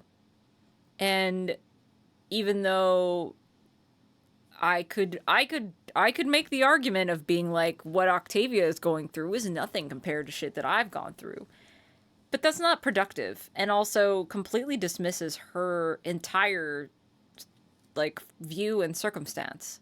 Mm-hmm. So it's like, if I were to put myself in her position without the shit that I've gone through, for context, I can understand exactly where her pain comes from.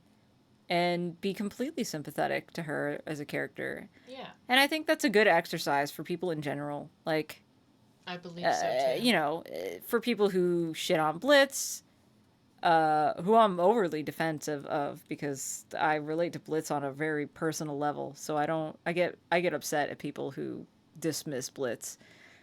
But like anyone in this, and people in real life too, it's like it's a good exercise to really work things through from start to finish, where people are, how they got there, what their circumstances are, how they were raised, and you need to divorce your circumstances from theirs in order to understand why they might feel the way they do. I feel like that practice of empathy is in short supply these days. Yeah. And we really need to kind of encourage that kind of thinking. Well, and they are totally keeping her sheltered too. If I recall, there's a moment from Mastermind. Oh yeah, for sure. And even though I have a feeling like we talked about earlier that we're gonna get more context that informs us on why Stella acts the way she does, and I have an inkling as to what that might be, but she definitely is a huge factor into why Octavia is the way that she is. You know, I'm gonna botch it, but there is a really great quote in A Song of Ice and Fire that Tyrion has on being puppets that are just picking up the strings of your parents. Like, you're just fucking dealing with your parents' beef, and it just goes on and on and on. Hi, Devils! Hi, Devils. Yeah, it can be like that. It can be that toxic. You can pick up beef from your parents, and maybe they picked it up from their parents, and on it goes. And it's like, yeah, it can only really be in your own control if you can see it and think about it and acknowledge it and work through it, you know?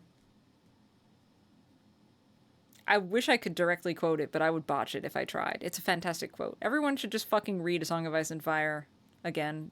This is the 50th time I've told you. I'm going to keep telling you until you do it. Yeah, lots of tangents tonight. It's very casual up in here tonight. Which I love. Yeah, we've just been fucking reacting to shit. It's been terrible, honestly. Like, the stream has been great, but, like, life has been terrible, which is why we're doing this. Yeah. But yeah, I'm entirely too drunk at this point. I had way too much wine. I'm not going to continue streaming this drunk. So, which is unfortunate because I like this episode quite a bit. I have issues with it. It has tonal problems. Like, the tone shifts in this episode are a little bit too much, I think. I think objectively it is to this episode's detriment. But the good shit is good. And it's quite fucked up. Yeah. And it has one of my favorite action sequences, in my opinion. Anyways. Wait, I'm trying to remember this episode. This is Moxie's backstory episode.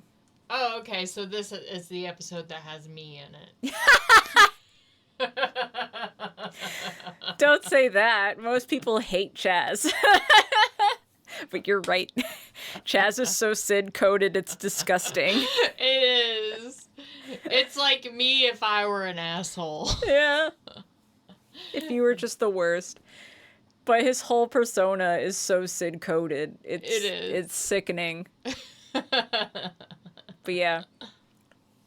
I will say, if I were to pick a favorite episode from season 2, that's difficult. I think if I were to factor in the tightness as far as like a written narrative, like an arc over one episode that feels like satisfactory in all elements, it's going to be Oops, I think. I think it's Oops. You're gonna have to remind me which one Oops is. Oops is the first, the Fizz and Blitz reconciliation episode. Oh, gotcha. Yeah. I'm actually sitting It's right hard 'cause I'm like thinking about it. I'm like, Apology Tour is another really strong episode that's got a very, very like straightforward like through line from start to finish. And the animation in Apology Tour is gorgeous. I was about to say that I'm actually sitting right beside Kimmy. I'm not in... He just didn't want to be on camera. Yeah, I just don't want to be on camera. And technically, like, I initially didn't quite want to be on camera either, but I watched so much reaction content that I was just kind of like, I think it's disorienting if you watch a reaction and you can't see the person speaking, because, like, especially if the video's playing, you can't tell if the voice is coming from the video or from the person. So, like, I just figured it would be better to put it on, even though this webcam apparently is glitching out. I'll figure that out later. Whatever. You've never seen my face before? We haven't really done webcam stuff in a long time, dude. Oh, dude. We almost always have webcam off. So that makes sense. I can't remember the last time you actually showed your face. It's been years, actually. Sid so face yeah, has that been ages. That makes sense. Oh shit. Cause some of y'all have been around for many, many years. Like Devils has been around that long. And Gotcha and probably Sotenbori. But yeah, I don't think Angel's been around that long since the last time you showed your face, if I remember rightly. Because it's been years since you've shown your face. It's been years. I used to be hot. You're still hot. Fuck you. What the fuck? I'm a little drunk myself, so please forgive. He thinks because he's getting old that he's not hot anymore. It's like he's never heard of a silver fox.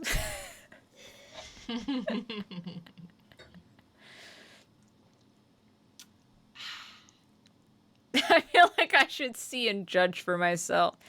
You could, but your judgment is still irrelevant because he's my boyfriend and I say he's still hot. And that means that my opinion is correct. Look, there's my hand. This is a hot hand.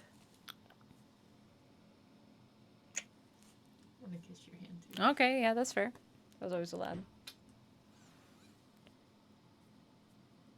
Your biased opinion. Yeah, but he's my boyfriend, so... Look at that Silver Fox Hand! Yo, wait, Silver Fox Hand would be a fucking awesome band name. Yo, my bad. somebody fucking use that. Hello. Silver Fox Hand is an awesome band name. I was trying to show off my tattoo, but I have to reach too far forward. I can't even see. There it is.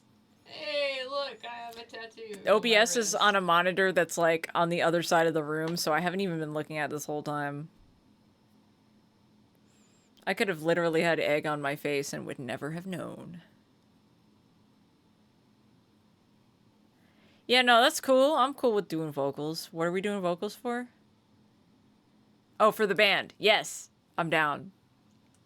Down with the sickness. Sorry, we watched Queen of the Dam yesterday. And oh my god, we did.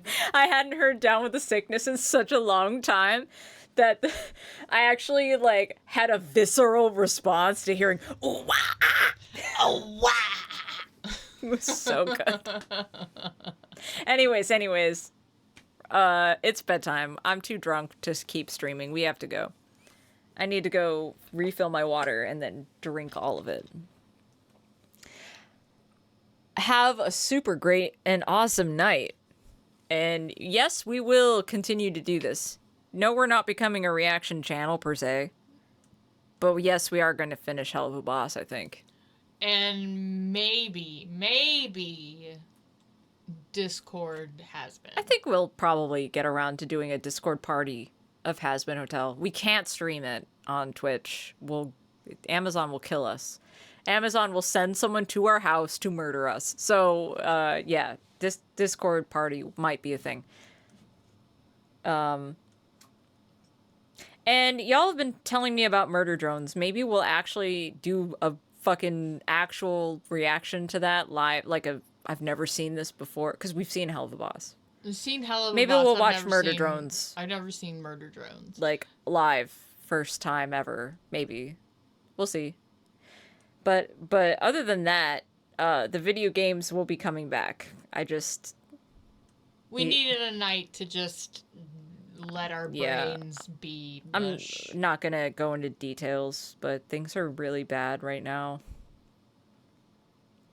Personally, so I just needed to not think about anything.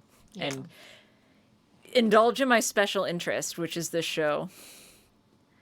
Thank you, Vivian, for giving me this. For bringing my high school DeviantArt edgelord phase into an actual show that I can, like, love. Because I'm living. I live. So, thanks for being here with me, indulging in my special interests and letting me gush about animation and talk about Blitz. Who's my absolute blorbo. Fucking love him. And yeah, we'll continue this sometime soon. Probably not until Monday, at least, because the rest of the week is going to be really stressful and bad and busy for me. Is what it is. But yeah, it'll be back. Bye!